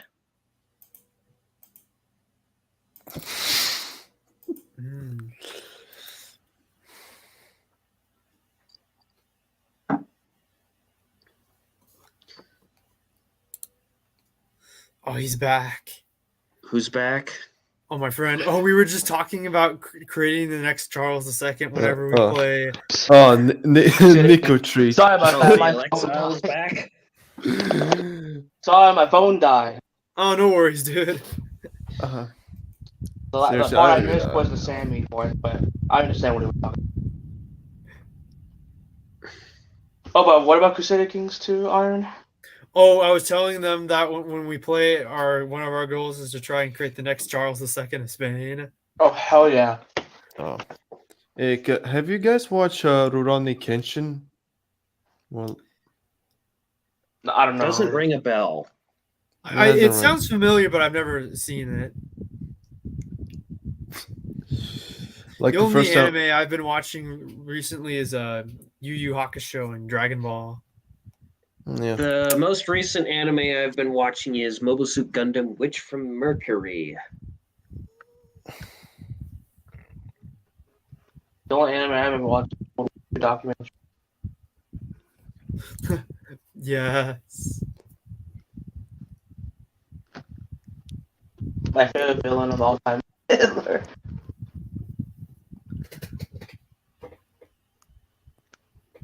That's edgy, I'm sorry. Oh, I remember Boa Man. He was the guy who used to troll Dark Zenobia for years. Bowman? Oh. Oh. Oh wait, I don't have audio turned on here. Dude, I would love to play TF2 with all of you folks. Yeah, I'd love to get like a whole bunch of people to play like a multiplayer match. I don't have TF2. I was playing Roblox, but my mouse sensitivity is too high. Tell me about yourself. I am extremely mentally handicapped. I am extremely mentally ill. And what the fuck am I watching? What the hell? You have just had what we head shrinkers call a breakthrough. Fuck.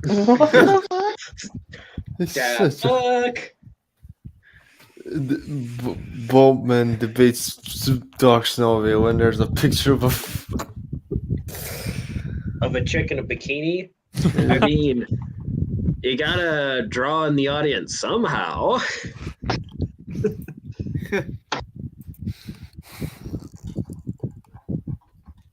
You'll be showing off top.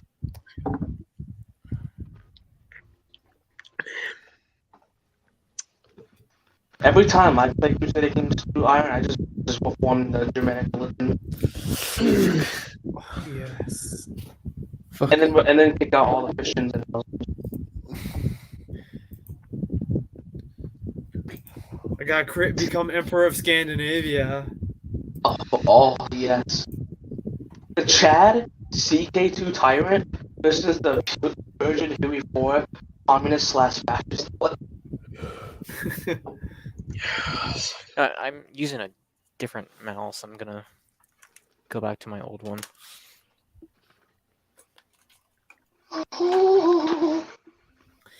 Hey Aiden, I remember you used to like edit, Oh yeah, pictures those over video. Yeah. How do you do that? It's a really tedious process. So you might think I do like some like tweening stuff like regular anime. I don't do that. I literally like do frame by frame, and then I move the image slowly, and I do that for like 30 minutes for like a 2-minute or 1-minute video. I would never do that type of stuff again. It's not really hard, but it's just the process of doing it is annoying. That was like back in like the B-level days. Yeah, I've been. I was gonna say, don't know like, if my what's the video difference editor is even capable of doing that, but I've been wanting to try to do stuff like that. What were you saying, Latvian? Oh no, it was the other guy. Yeah, I'm B-level. I'm so deep. Yeah, I'm so chill, man. Positive fandom. His positive fandom is about as positive as Nazi Germany's positive Christianity. what you're talking about positive? Insulting.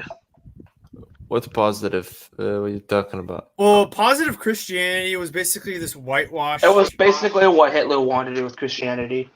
Yeah, and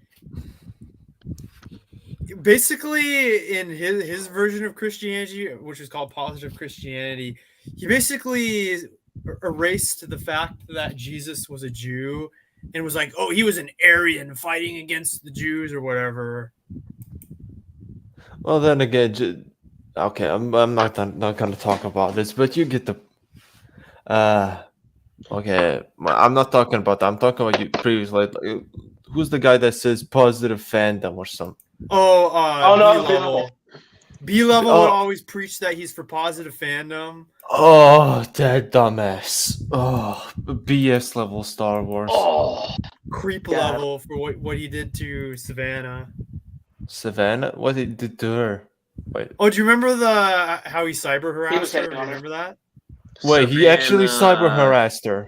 Yeah, he used and manipulated her just so that he could get Kyle into a call and attack him. And then he sent that creepy email being like, all because he thought he was like abusive to her, even though it was BS. Who's Savannah? Okay, Savannah Kyle's was girlfriend. Kyle's. Oh, Jesus Christ! That's right. What'd she do to him? Did she say something to piss him off? She just blocked him, and then yeah, just blocked. And like I remember when I got home from getting food at Zips, and I went to go get on the Xbox. You were there too, Aiden. Remember that night? Yeah, I remember that. Yeah, like I wanted to throw up when they told me that story. I think that was the same day I left too, because I was getting. That was the first time I ever heard Kyle's side of the story. Because like that, I actually just left that exact morning because I was so tired of the drama. I was just like, goodbye. I think that was the time, because at the time I was a subscriber to B-level. That was when I started to, this guy is starting to look a little sus. I never trusted B-level from the start. It wasn't until mid-2020 when B-level did it was right after George Floyd died because he overdosed on drugs. And no, he died because his neck was stopped. Whatever. And they're like, oh, this is obviously they're airing their grievances like the Palestinians. And I'm thinking, Israel has tried to reach out to the Palestinians like, hey, why don't we just give you your own nation state? And they're like, well, no, let's just bomb your nation state. I think the problem is that they want Jerusalem to be their capital. What's Jerusalem? It's the capital of Israel. You don't know Jerusalem? It's a biblical city. Deus Vult. Deus Vult. Deus Vult. Deus Vult. Deus Vult. Hold on, let me do the CK2 version of Deus Vult. Deus Vult. Dude, I'm not gonna lie. Every time. But it was after that. It was like, okay, these guys are knucking futs. I gotta jump ship. Were you watching their Ewoks Unhinged channel? No, I wasn't. Ewoks Unhinged, more like Ewoks. The only thing I saw from there is their channel trailer. More like Gaywalk Unhinged. Them playing a Rage Against the Machine, or as it should be known, Rage Against the ATM. Rage Against the ATM. Rage Against the machine. Them, when we rage against them, 3 parentheses.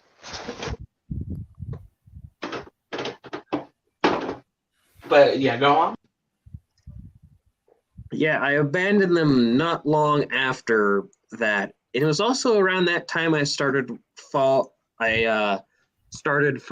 the YouTuber Styx Hexenhammer. Oh yeah, Styx Hexenhammer.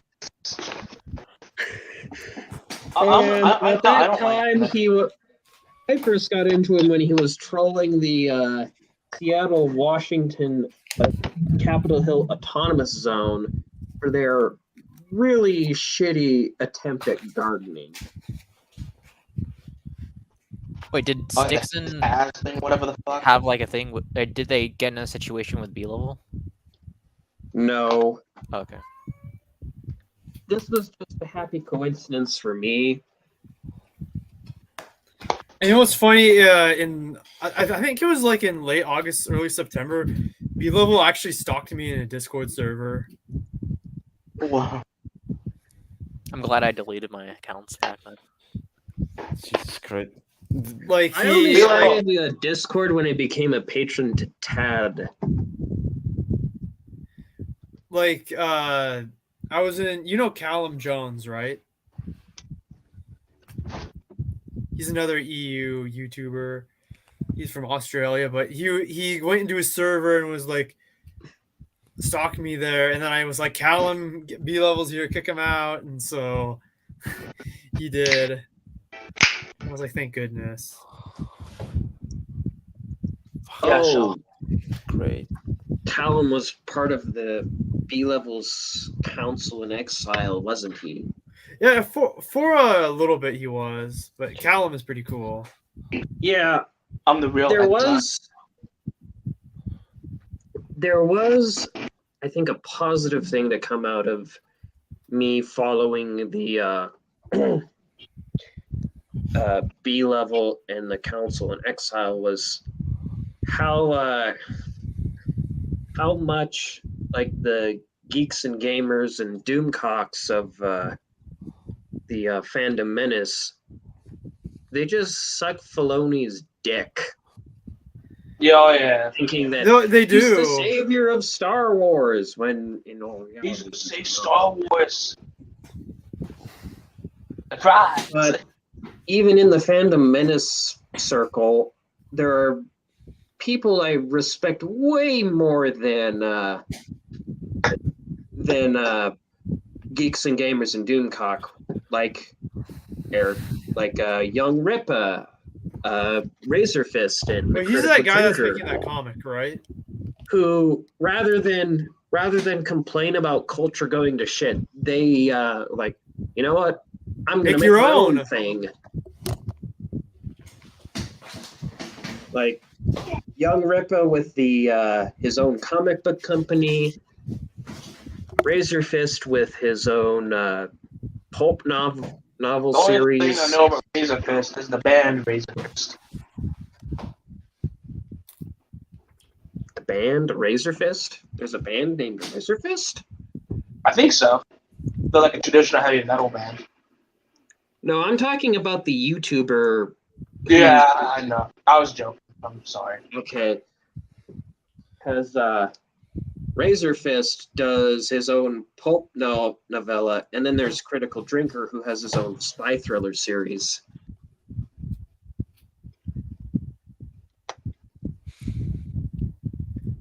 And you know, I think the saddest thing about that whole like situation, Stay Star Wars and Dark Synovi and B level, is that almost completely destroyed my love for Star Wars. I just want to say, I want to give a shout out to the Sentinel. Just look at that profile pic. He's a Chad metalhead right there.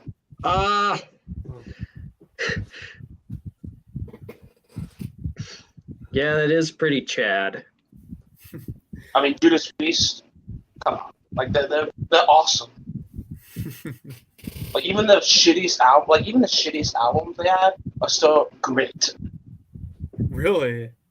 Yes, there was actually a head metal type of Judas Priest that Rob Halford did, whatever the fuck. Oh, you know, it would be the funniest thing to do as a troll, as an effort of trolling.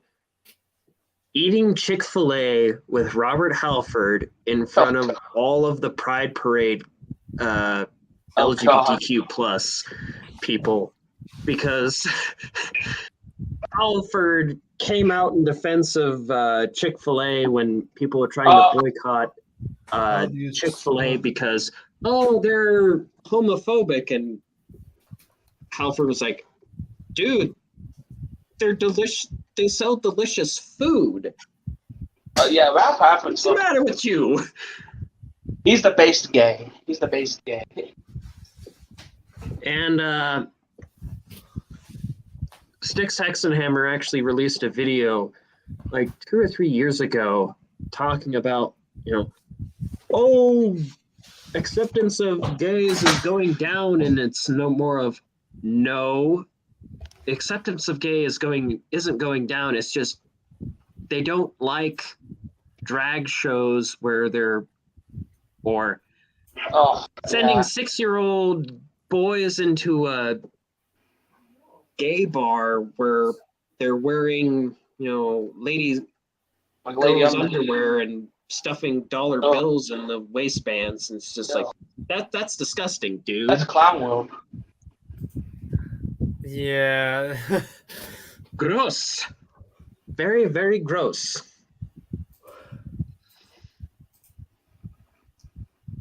I love you, Setma. Thank you. Metal is my religion, my priest. Well, I do respect your religion. I respect. Motorhead's a pretty cool band too. You know what's actually interesting about Motorhead? Is that punks and metalheads love Motorhead. Yeah, that's what I heard. There was a video like on YouTube that said like, oh, they united them or whatever. I mean, a lot of people don't know that a lot of metalheads. Love. Oh, as you're saying, Ace of Spades was kind of the, I guess, love child between metal and punk. Yeah, because most punk rockers hated metal. And a lot of metalheads back then hated punk. I know you got some. There's that rivalry. I think I like metal a bit more just because of the sound. I mean, there are a few punk bands that I do like. Well, I mean, my profile pic right there is a noise. So. But then punk kind of became punk just kind of became a fashion statement rather than a actually like rebelling. Yeah. Also, shout out to the Goriah gig,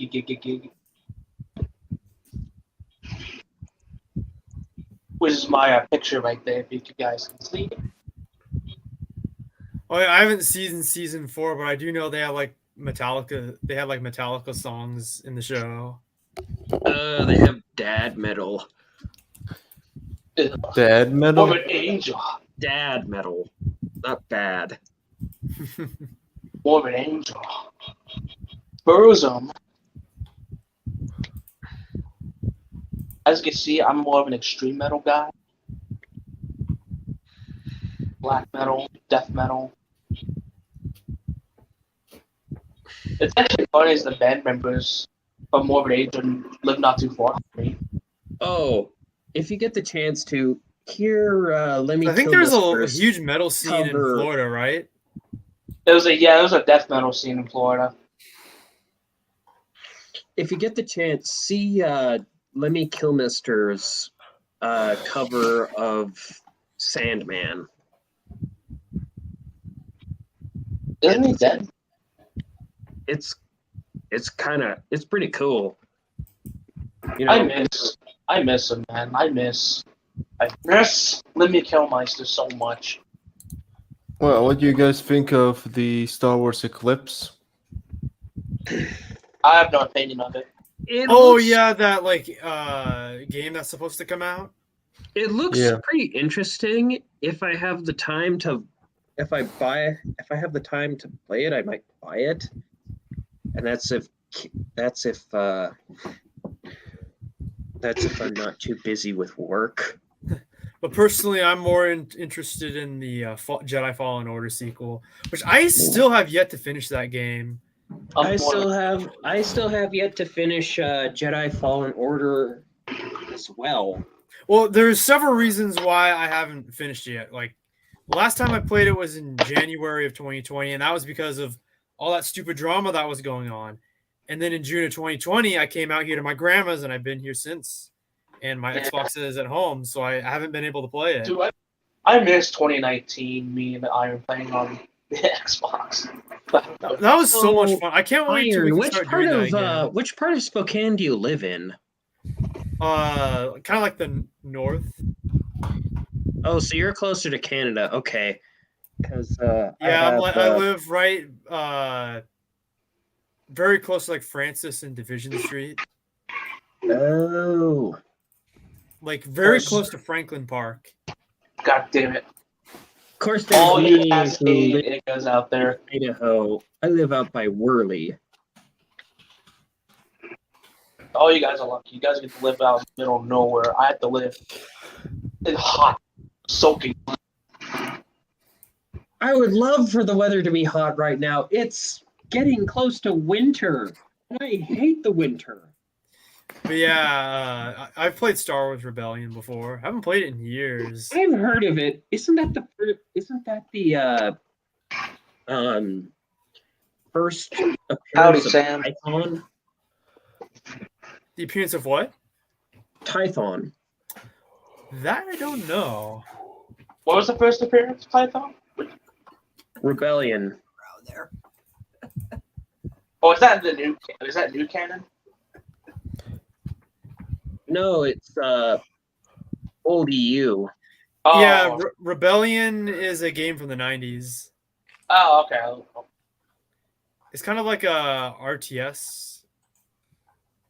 Oh, I never heard of that. I know Force Commander, Empire at War. What the fuck? There was another one. Galactic Battlegrounds. Yeah, yes, Galactic Battlegrounds. That's Galactic Battlegrounds is so much fun. It's like a I have the game. Reskinning of Age of Empires 2, but it plays more like Command and Conquer. Oh yeah, I have the game. Man, I used to have so much fun creating all those custom scenarios. Like I used to just spawn like a million like Jedi and Sith and have them fight each other. My favorite RTS game is Stronghold Crusaders. I need to play more of that. I gotta install that. A message from the rat.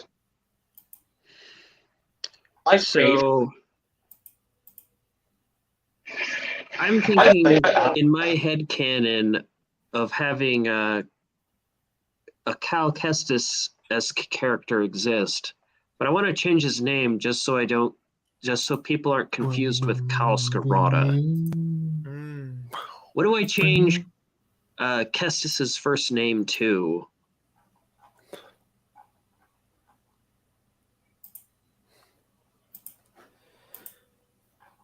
I'm thinking Kale Kestis.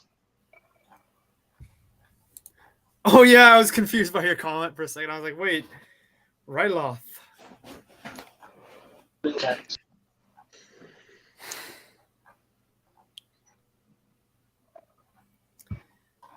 Me and my friend have a thing for Mira Lucas.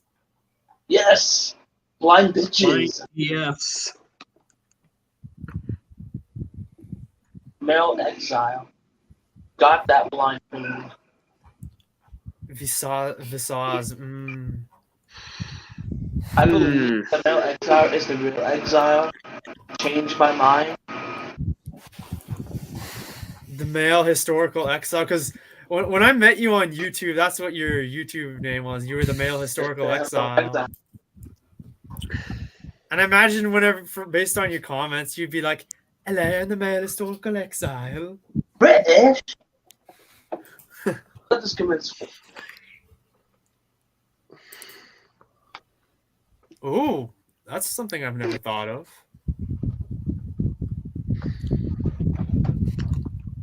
Yeah. I want to ask Sentinel a question. Sentinel, are you a fan of black metal and death metal? Or just traditional metal?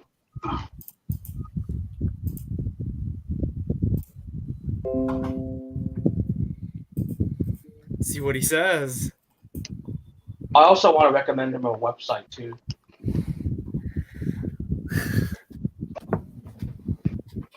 Because you know we're both metalheads, so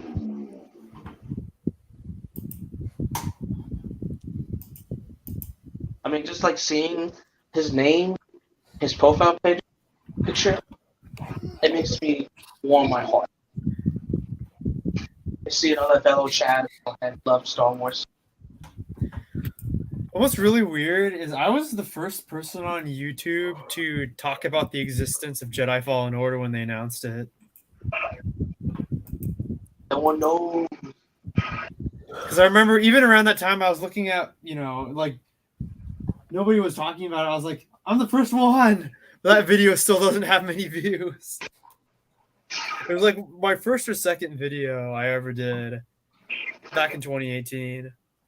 Yeah, you were talking about the Fallen Order. It feels so weird that Fallen Order is like 4 to 5 years old now. It's like 3 years old. It's not like 5. Battlefront's like 5 years old. It's 2. I miss the days. Me and Iron were going to Battlefront 2 servers and just play Ram Ranch songs. Yeah, that was the first time I ever heard Ram Ranch. Oh God! Don't. Fuck that. He'd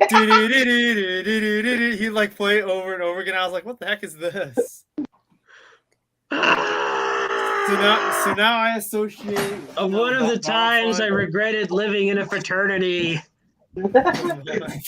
Fraternity? It's a college thing. It's like it's a housing. Dollars at Ram Ranch. Ram Ranch really rocks. That is not the true cowboy way. Whoever says that deserves to get 18. hit in Wow, the head with a sledgehammer. Big bulging cock. That's so hard. There you go. There's another shout out. We gave another shout out to Grant McDonald. It's so weird that there's like 600 Ram Ranch songs. Yeah, there's like over. That's 600 too many. Me too. That means 600 less. And he's been doing that since 2012.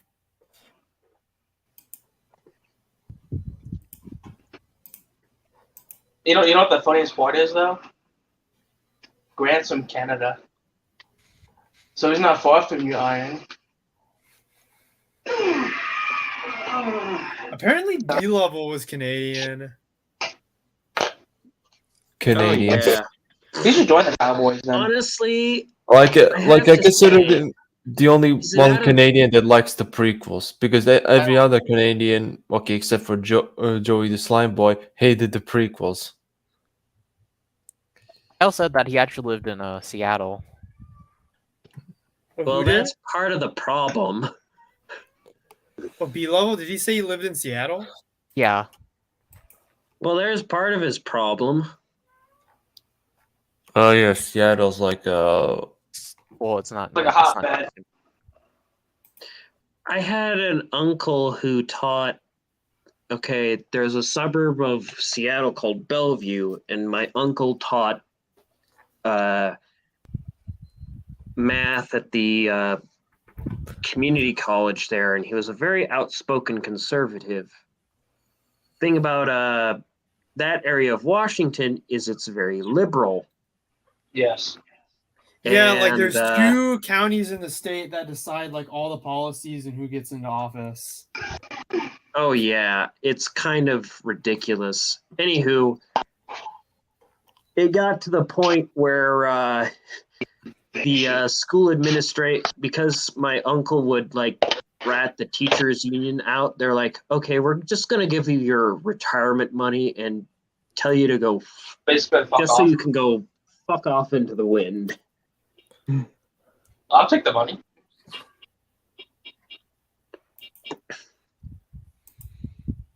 So yeah, that was my uncle's. That was pretty much my uncle's way of getting into retirement. Oh wow! Dude, that guy's face.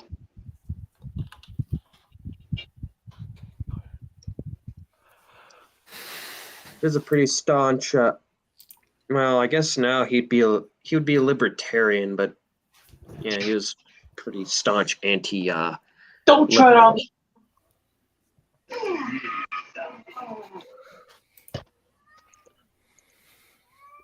I'm still waiting for that response, Mr. Sentinel. Oh, kitty's meowing. It's so cute. Oh, cats. Ow. Over here.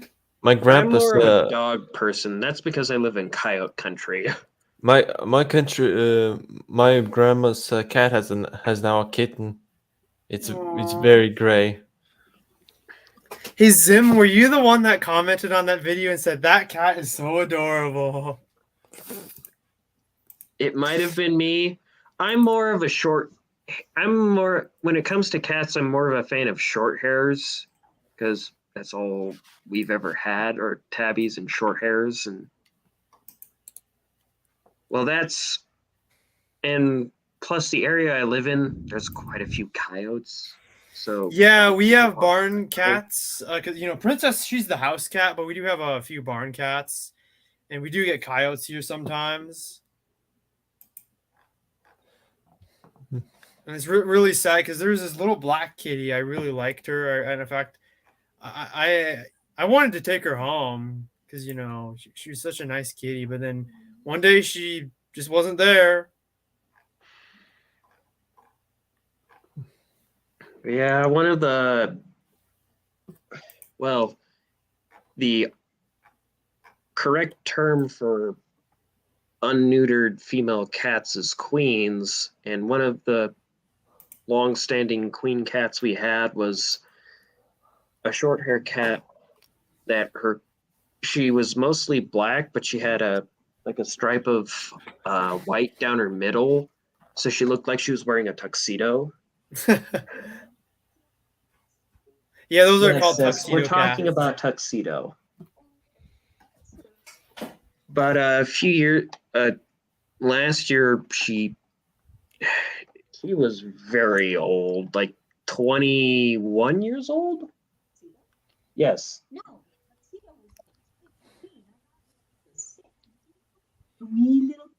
Sorry, my sister is in the background. No, that's no big deal. Yeah, question. What do you think of replica films? Of who? I don't know. Have you guys interacted? Replica Films. That name sounds familiar. Yeah, it's just like it's like making an Gmod animation, and I'm gonna be voicing one of the characters. Oh, that's cool. The only person I know who's doing that is Casey or Posh on Point. And I've heard through a mutual friend he and I have, Longshot, this is on the Mandalore Discord, they're trying to create a Star Wars headcanon based on the Anakin, the ending of the Revenge of the Sith game, where you play as Anakin and Anakin kills Obi-Wan and the Emperor. Oh, the Revenge of the Sith game. Yeah. Is that like the only ending for that game, or there was another one? There were more. The galaxy belongs to me. That ending is really wild. I mean, you don't want to be impaled. The one where he kills Obi-Wan and then the Emperor. The Sentinel said get into Candlemass. Oh, I know what Candlemass is.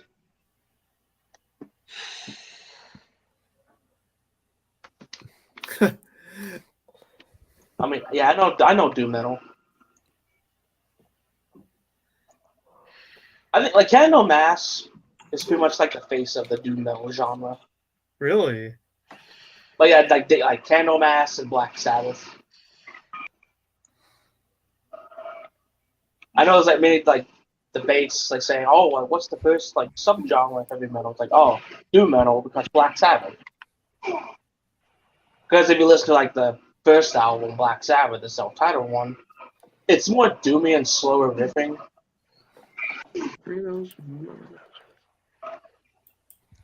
So yes, I know a fan of Masters. I think my uncle's a fan of Black Sabbath. I also want to say which one, but yeah, he's not really into black metal too much. I think he's more on like the first wave. Like Venom. Wait, did they say Bathory? Where is it?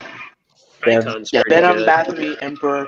Oh, I love Emperor. Like Emperor to me is the best Norwegian black metal band of all time. I love like I'm not a symphonic black metal guy, but for some weird reason I just love their albums.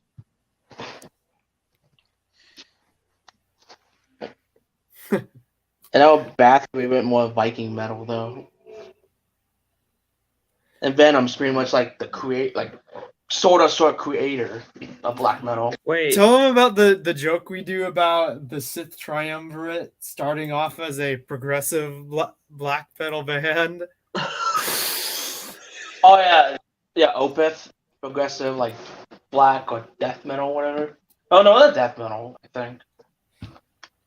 And like Kreia wants to write those complex lyrics, and Saya wants to just be like edgy.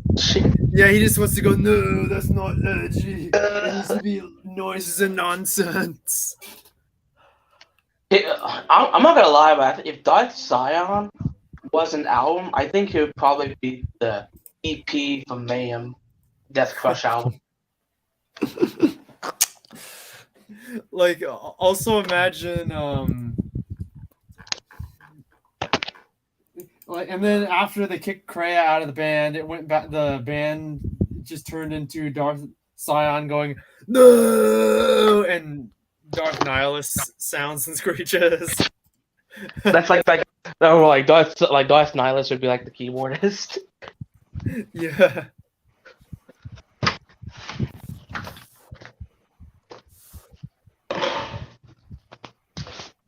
I think Nihilus would just demand a snake tail. Yes. Oh, I mean, it was kind yeah. of funny in the Legacy comics. He would be more than just a snack table. He'll want a fucking buffet. It was kind of funny when Crate was asking, like, oh yeah, he had like Bane, Nihilus, and then Bane, and Dedu, like, Nihilus. please help me figure out the secrets of internal life. And all of the Sith Lords are like, you're a little bitch. And your brother was too. They're like, you're a pretender. You're not a real Dark Lord of the Sith. You know what's actually very funny? If you think about it, black metal and the Sith philosophy is actually not far apart from each other. That's so true. Like a lot of black metal, like even like a lot of black metal musicians would kill each other. Like they would either kill each other or just kill people. Wasn't there like a black metal like guitarist who like he made a guitar out like of his uncle's bones? Yes. The fuck? That's like the most edgiest thing ever. Well, if you want to hear something more edgy, Euronymous, the guitarist from Mayhem, made a skull necklace from a dead skull. That's pretty edgy too. Nihilus gets a fat spread. Crick, help me live. The Sith Lords no way dark.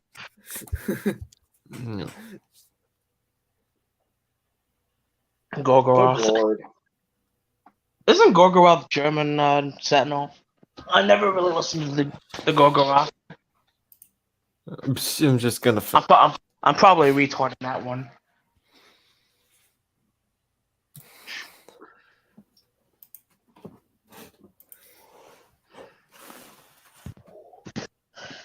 Oh, okay, they're from Norway. Thank you, man.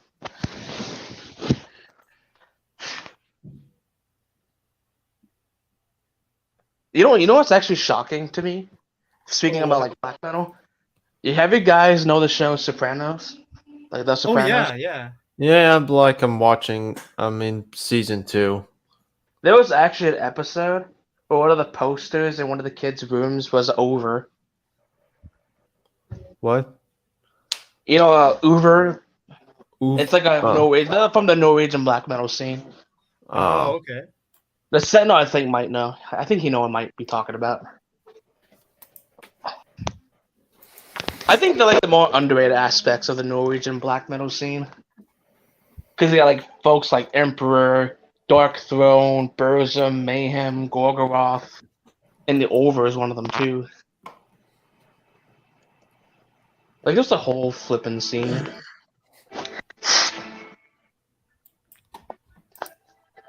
I know there's actually a band called Hate Forced. Really? They're great. Like they're very fast and intense. They're like a combination of like black and death metal. Like the vocal sounds more like black metal-ish, but their instrumentation sounds more like death metal. They're from Ukraine, actually. Oh, really? I mean, I think America has the best metal bands in my opinion, because one of them's Manowar. I'm a Manowar guy, so all your Manowar fans out there, I love you, man. I'm on your side. Man, no warriors. Didn't you tell me that Skeleton Githany looked like something off a death metal album cover? Hold on, what cover was that? I gotta find it. Oh yeah, the Autopsy one. Huh. Autopsy. Yeah, most of the metal bands I listen to are, early metal bands like Motorhead. I think the most modern one I listen to I found a song of theirs I like is Doro. And that was mainly through Razor Fist. Yeah, exactly. There's a band called Razor Fist. Which their song Raise Your Fist in the Air, I like both the English and the French version. And not only that, the lead singer is, despite being like 20, almost 30 years older than I am, is pretty hot. Ooh. It's kind of weird that heavy metal is like 50 years old. Yeah, it's crazy. Like back in the very late 60s and early 70s. Well, the first Black Sabbath album actually came out in 1970. Yeah. I wish Razor would continue to make the metal mythos. I have no idea how to make them. What's funny is back to Skeleton Githany. I never read issue 6 of Jedi vs. Sith, all because of Skeleton Githany. Oh, God. I want to make Skeleton Githany my waifu. Because that just freaked me out so much as a kid. I think here I was thinking he was the only one freaked out by the Yuzan Vong because of the picture they showed on the Star Wars databanks. What about droid heads?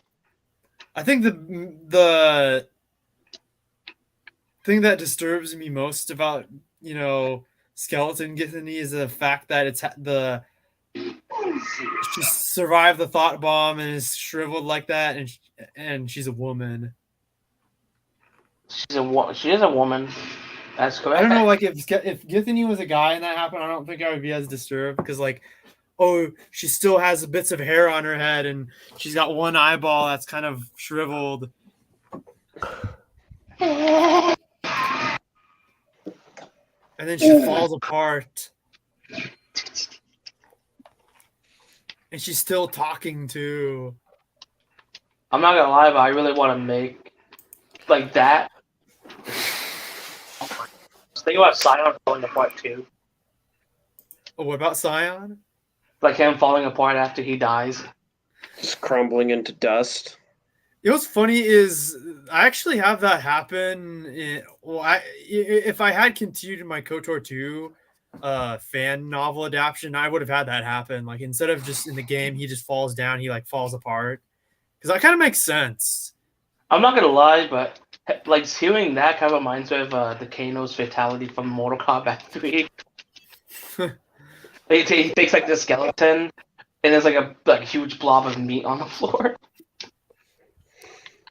I think a nice little touch to Scion's death is as he's dying. As I lay down, he's said his love for the exile. The exile, she gives him a kiss. Oh God! What I basically has him would have him do. He just goes as he falls apart.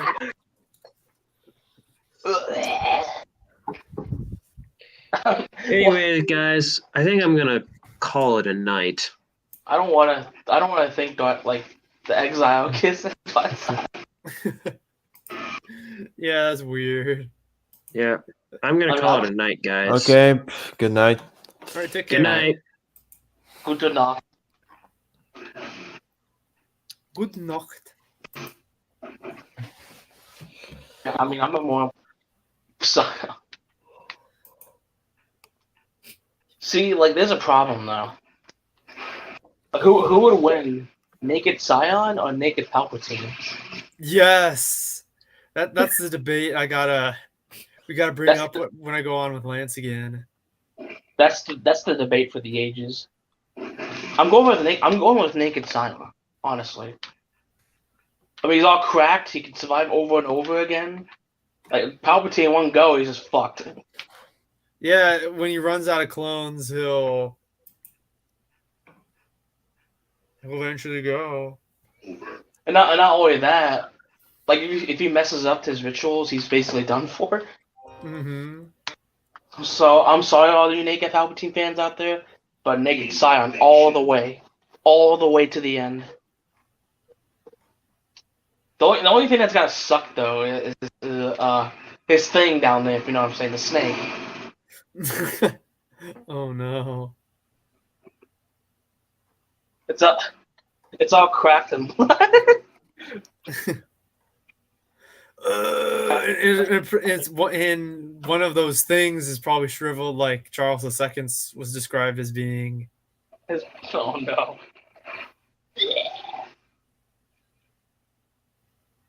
Imagine Scion lived for over thousands of years, making it to like the prequels in like the original trilogy. He's like, I have the most wisdom of all Sith. Just because he's lived for so long. Dude, I think he'll literally become a pile of meat. Like at that point, what if he was just a skeleton? Oh god! I mean, technically it would. And he basically at that point has to use the Force to see, like Kreia. Oh god, man, that's kind of weird. That's weird. I'm kind of glad we killed Scion now. Yeah, and that horror. Start Scion's the true horror. Forget Death Troopers. Start Scion is it. Death Trooper. It is the Korriban. It is the call of the dead. I can picture him having like a mini saber, just like cutting his wrists with it.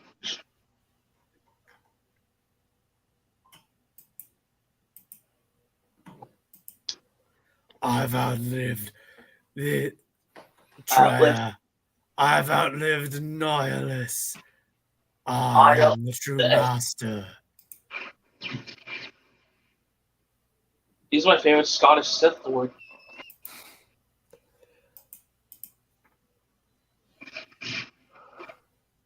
Wasn't there like another Scottish Sith Lord in Star Wars? Or is it just Scion? As far as I know, Scion was the only one who had a Scottish accent. actor or voice actor being Scottish. Oh yeah, no, it's the original voice was Darth Vader. That's right. Oh, you can't make a Scottish Sith Lord, Darth Sion. I don't know why. I can picture Darth Sion saying "I joke to you" in that voice. I joke to you. I love. If you think about it, without Tales of the Jedi, there would be no KOTOR at all. Mm-hmm. There would also be no double-bladed lightsaber either. No, double-bladed lightsabers came from Phantom Menace. It was an idea by Ray Park.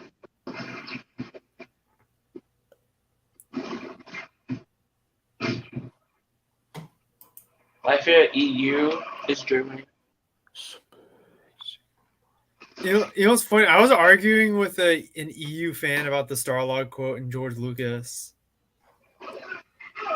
And see, that's why I don't call, you know, I don't say like, oh, you're claiming the expanded universe was never canon. You're hating on the EU. Like, that's not hating on it.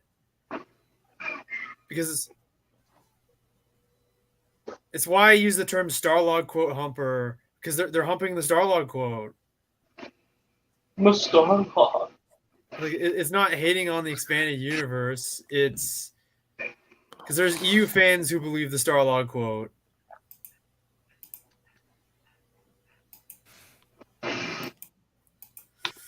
How could you be EU lover and not hate the Starlog quote?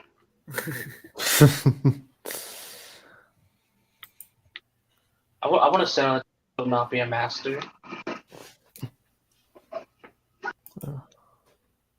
It's like, to the Starlog quote humpers, that's like the only, like that, and the Cinescape quote is like the only quote from George Lucas regarding the EU that counts to them. When he says that his company are expanding his universe, and he uses singular terms, and he says that, oh, and he refers to it as the Star Wars universe in another quote, or he says that it's part of his saga, or he says that the EU has to fill in the gaps. All that stuff doesn't quote. Only the Cinescape quote and the Starlog quote counts. Did I the Sentinel? Yeah, yeah. Man, Why? over here. I just. Well, What's up, Latvian? I don't know. I want to talk about Transformers, but since you guys barely know Transformers, it's probably hard to talk about. I know some. Yeah, I know a little bit. Yeah, but you guys don't know about the about the IDW comics and their infamy. It's like it's like what I kind of derailed one of the state of Star Wars by talking about fucking Transformers for some stupid reason. I love it. God, I hate. Yeah, that's the problem. Is there, you know, I remember General CJG was so obsessed with like stay on topic. Like, then again, I'm also kind of like that person that wants to stay on topic sometimes, especially when we're talking about something. But then again, it kind of becomes an echo chamber when you just talk about, you know, the thing that's planned for. Like, it's not like it's good to stay on topic, but like there should definitely be like variety. Unless you're kind of like reacting to something like a video or something like that, it's okay to not completely stay on this topic, but only keep it for about 5 minutes tops. Yeah. Because if you're gonna drag, if you drag, you're gonna drag. Oh, God. Yeah, Sentinel. Like, but the problem is like those Starlog quote humpers. They just deny the evidence. Like they just deny it.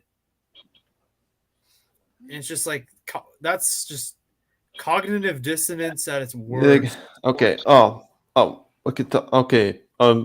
Karen Travis. I've realized that Karen Travis's reasons why Jedi the reason for made Jedi so fucking stupid. Like they made them like they did not read the manual or all the rules. Hello, male exile. I'm a girlfriend. Are you watching that video right now? Oh, it's somebody like Karen Travis. Like Karen Travis. Fuck. We're gonna put Matt Wilkins here. It's good. It's like I'm gonna write a fanfic between Matt Wilkins and also Karen she's the one that killed off Mara Jade. Yeah. And some people don't like Troy Denning too. Is it okay if I write a fanfic between Karen Travis and Matt Wilkins? I wonder what Matt Wilkins will think of that. He'll probably hate it. Yeah, when I was on with Lance like a couple weeks ago, I actually got to talk to Matt. Yeah, need an illustrator, I'll be there for you. But I forgot to show him that Creed meme I made. Because the meme was a Matt Wilkins meme, and I put his head over Scott Stapp during the part of the Higher music video when he was like floating into the air above the crowd, and I made him say like, "Set up high, I'm strong enough to take the expanded universe and make it mine." And that was supposed to be his reaction when the expanded universe gets continued. Oh God. The Sentinel, do you have a Discord? Yeah, he's on Discord. I actually noticed that the other day. I was like, "Oh, the Sentinel's on there," because me and him are in Callum Jones' server. I gotta friend him. Yeah, I should invite him to the Imperial Inquisition server. Nobody respects the Imperial Inquisition. Exactly. Monty Python. Yeah, Final Python, man. I mean, Charles II, he reacted to the new show, to the Obi-Wan show. Yeah, he was cosplaying as the Grand Inquisitor. Dude, I'm not gonna lie, that scene where he gets like stabbed by Reverend pissed me off so much. Who I was pissed like, you God off? damn it.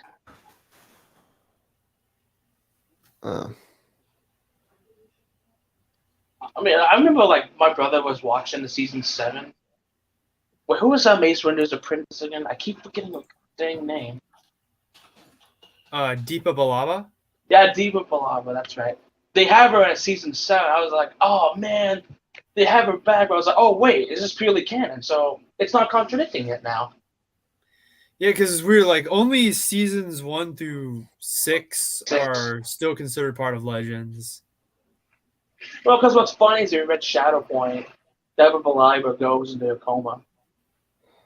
And they never said what happened to her too, so you assume death. Yeah, I mean, it clearly was part of one continuity. Like the funny thing about this, also about the Starlog quote, is George Lucas also says, "Oh, but I do try to keep it consistent." It's like, why would he care so much about keeping it consistent? Like, why would he care so much about the writers wanting to kill off Quinlan Voss? Like, well, Luke Skywalker at first. Yeah, like, and he he never wanted really. Quinlan Voss for the Underworld shows. Like, if it was truly not a part of an alternate universe, why would he care about what an alternate universe does with Quinlan Voss? It's like that is telling that is part of the same universe as the movies. Like, it's clear that the expanded universe was lower tier canon to Lucas. But there's the canon hierarchy. But my Starlog told me it was not canon. And it's like, and also, what was the point of having an end canon status, like in the hierarchy? Didn't exist. And, people like Force Wave will usually say, "Well, the hierarchy of canon doesn't apply to George Lucas." I'm like, well, can you prove it? I literally asked Force Wave in the comment section when he responded to my video.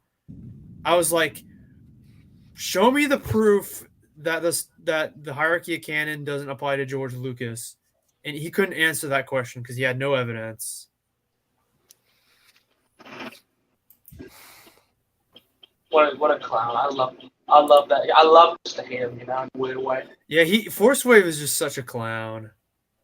He's my clown though. He goes in the Hall of Fame of clowns alongside with Logan and. No, wait, that's right. Logan is a true clown. Yeah. Oh, Mr. Red 88 is another Starlog quote humper who's a clown. Like, Mr. Red 88 goes around humping the Starlog quote, and he acts really rude and toxic towards EU fans.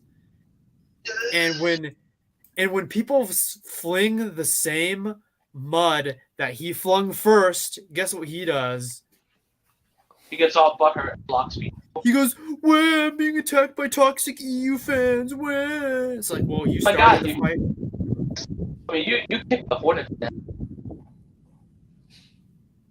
And he plays the victim. And actually, when he commented on my Force Wave video, I actually called him out for that, and he didn't respond back because he's like, "Oh crap, he knows what's up." Yeah. Leave me alone and get in your own life.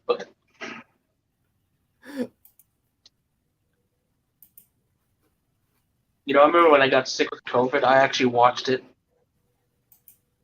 I remember Aiden, back during the B-level situation, I wanted you to make a video for me with like, it's me telling B-level, "Leave me alone and get your own life." Leave me alone and get your own life. Was that a scene? Yeah, it's a scene from an extremely goofy movie. Oh. Rainbow Goofy. Dude, that's the best scene from the Goofy movies. Yeah. I noticed I don't have a college degree. Okay. What editor? Quick question. When you is Male XL still here? Oh yeah, he's still here. Yeah, I'm in here. Okay. Yeah, I'm the one with the fucking people. I don't know if you're gonna remember this, but you and Iron talked about which character would be in the Atlantis Lost Empire, and which character was I? Oh man, we're gonna have to figure that out again. I think I actually wrote that down in a Word document because we were so obsessed with it. Oh yeah, I was bold. Iron, what editor do you use? Let's see. I use Movie Studio 16. I use Filmora. Star Wars: The Lost EU: The Lost Empire. What's that again? It's I think it was Vegas Movie Studio 16. Okay. I still think the main villain should be Dave Filoni. I think Sony's Vegas is one of probably the most professional editor actually.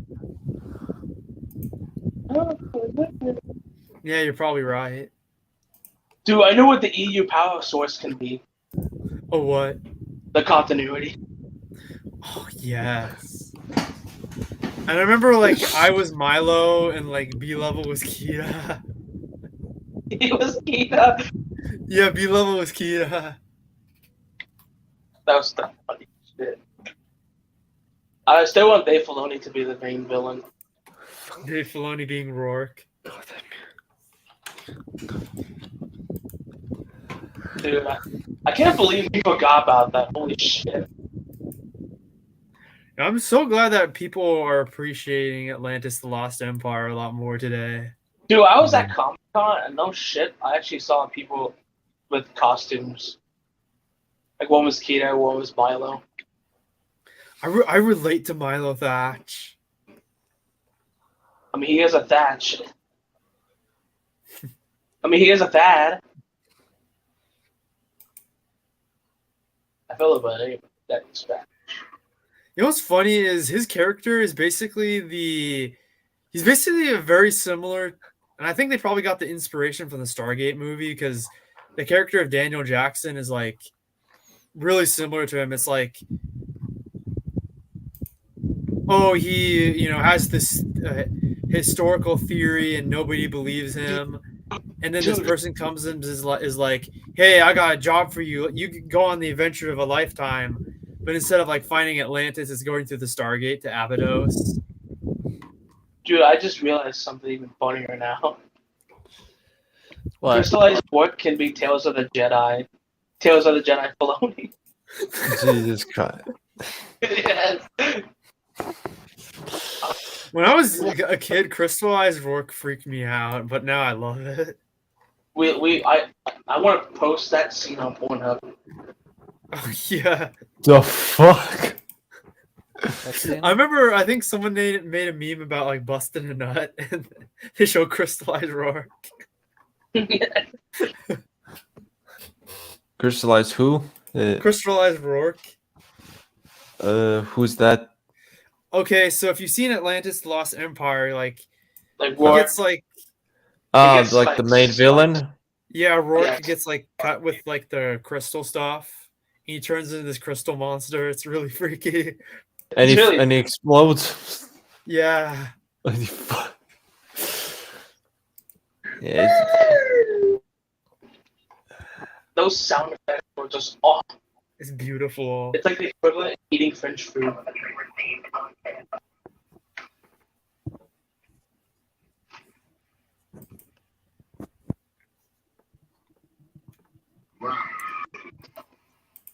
Crystallized work. I think Audrey should be Star Wars, OG Star Wars. Infection. OG Star Wars. I kind of feel embarrassing saying this on a stream live, but I'm just gonna say it. Yes, OG Star Wars is a MILF. Yes. She's a MILF. We're gonna give a restraining order now. OG Star Wars is a what?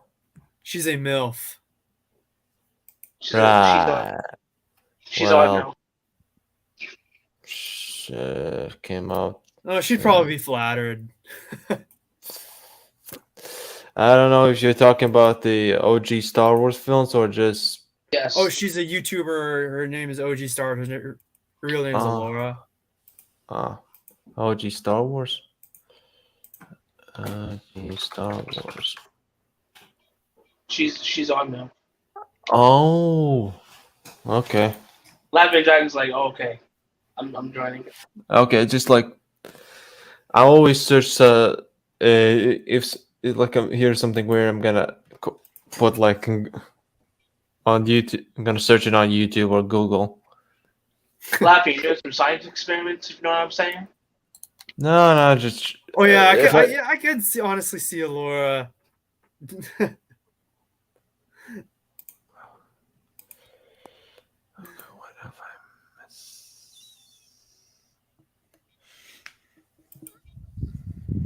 Yeah, she actually liked my Force Wave video because I remember I shared it in like a Twitter thread, and she's like, "Oh, you made that video?" I'm like, "Yeah, I made it."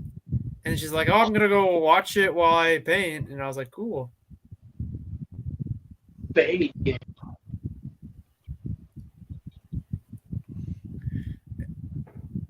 And apparently, she's like a yoga teacher and a dancer, and she can like belly dance.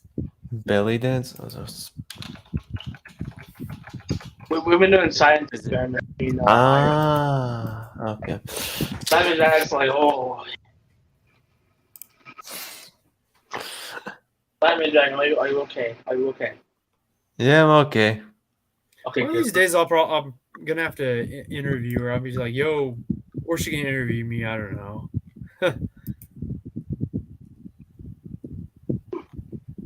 Behold, Star Wars. My favorite milk is Matt Wilkins. Chad Wilkins. He filled his beautiful blonde-haired, blue-haired wife with twins twice. I actually have a screenshot of Matt Wilkins. Of Matt Wilkins looking like Limp Bizkit. Really? I call it Limp Bizkit. Matt Wilkins. I like how I like how people complain about something not being and say how it should be, and they describe the exact same thing. B level kind of had that. When I first met him, he had like that limp, like a black, like a Limp Biscuit beanie, but he's like darker skin. But and he also doesn't have the earrings. Wait, did he meet B-Level? Yeah, like when we first started doing videos together, like before we streamed, like I actually saw his face. You know, the fact that one of our guys knows about Helen Hero makes me happy.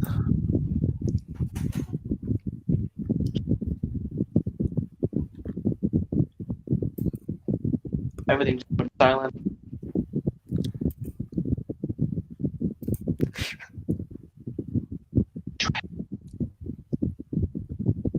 It's just so hard to believe that I actually believe the lies about Matt Wilkins, that he joined the fandom menace, and it's like, ugh. I did too. Matt Wilkins was sorry. Yes, we're sorry, Matt. Well, of course. And I remember when I did, because I reached out to Matt in like the 2020 and did that video with him to make up with him, and they're like, "Oh, he didn't apologize to us." I'm like, "What? Just because he hangs out with someone you don't like?" I was kind of surprised that I think everyone was actually surprised about that podcast, because like I thought we hated each other, but like it was cool to see. Hey, that's nice. Even though you had drama, you still had a pod. You were able to talk to them. Because like I found like Matt Wilkins, like his blog website, and he had his email, and I was like, I'm gonna go email and ask him if he wants to hang out.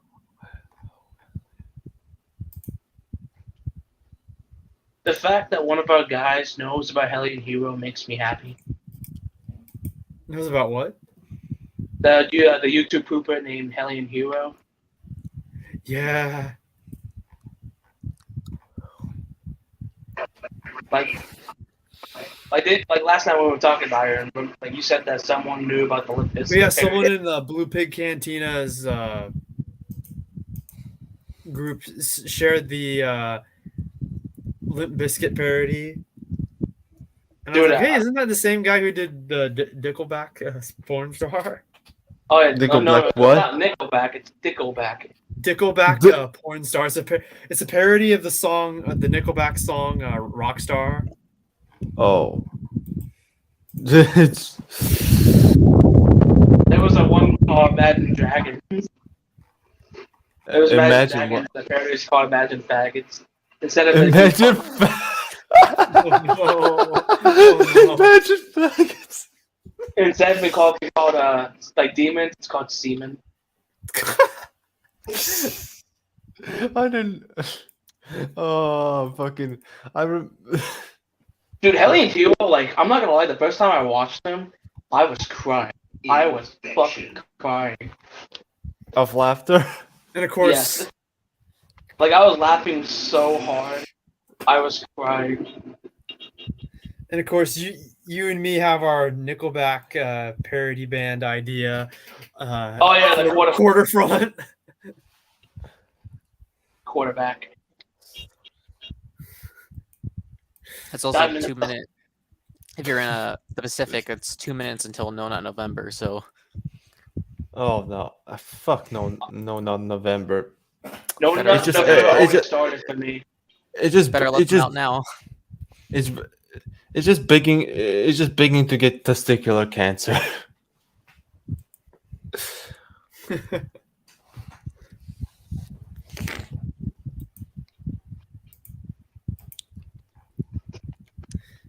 You know, I remember the time when Matt announced that he was gonna have kids. I was in economics class watching his video. It's beautiful. Awesome. I remember I was in a conversation with like B-Level on Discord, and he said something about like him being a bad dad because he was streaming with the children. I remember General CJG like freaked out over a joke. Like he made a joke like, "Oh yeah, if you win, I'll give you one of my twins," and he was going like, "Oh," as if he was being serious. Can sell his son to like Ryan Ginnell. It's like it's just a joke. It's just a joke, man. Like, it wasn't meant to be any. It wasn't meant to be serious.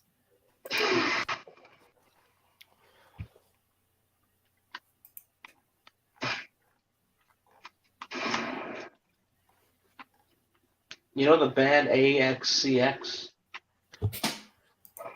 What band? AXCX. You know them.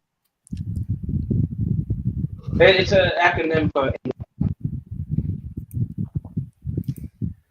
And yes, there was a band called Anal Fun. Yeah. Like they do, like it's like a joke band, you could say. It's like messed up here though. Like basically the band is pretty much let's just offend how much as possible.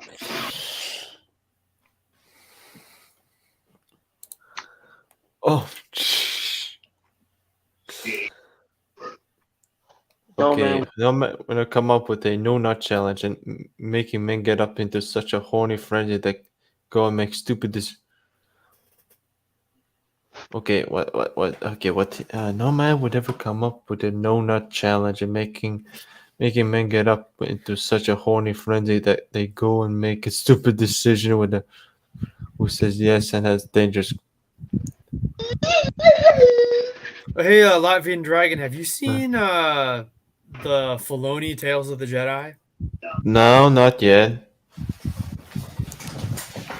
I binge watched all of them in one day, and the Dooku stuff was actually pretty good, but I didn't really care about the Ahsoka stuff because it's like we're getting way too much Ahsoka. Like,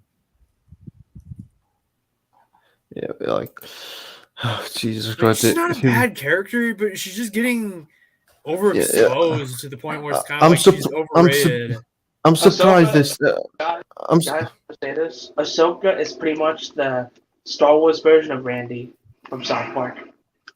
Okay, no man. Okay, like, I'm surprised she didn't appear in Bad Batch, or how to call it, the Sad Batch. I'm surprised too.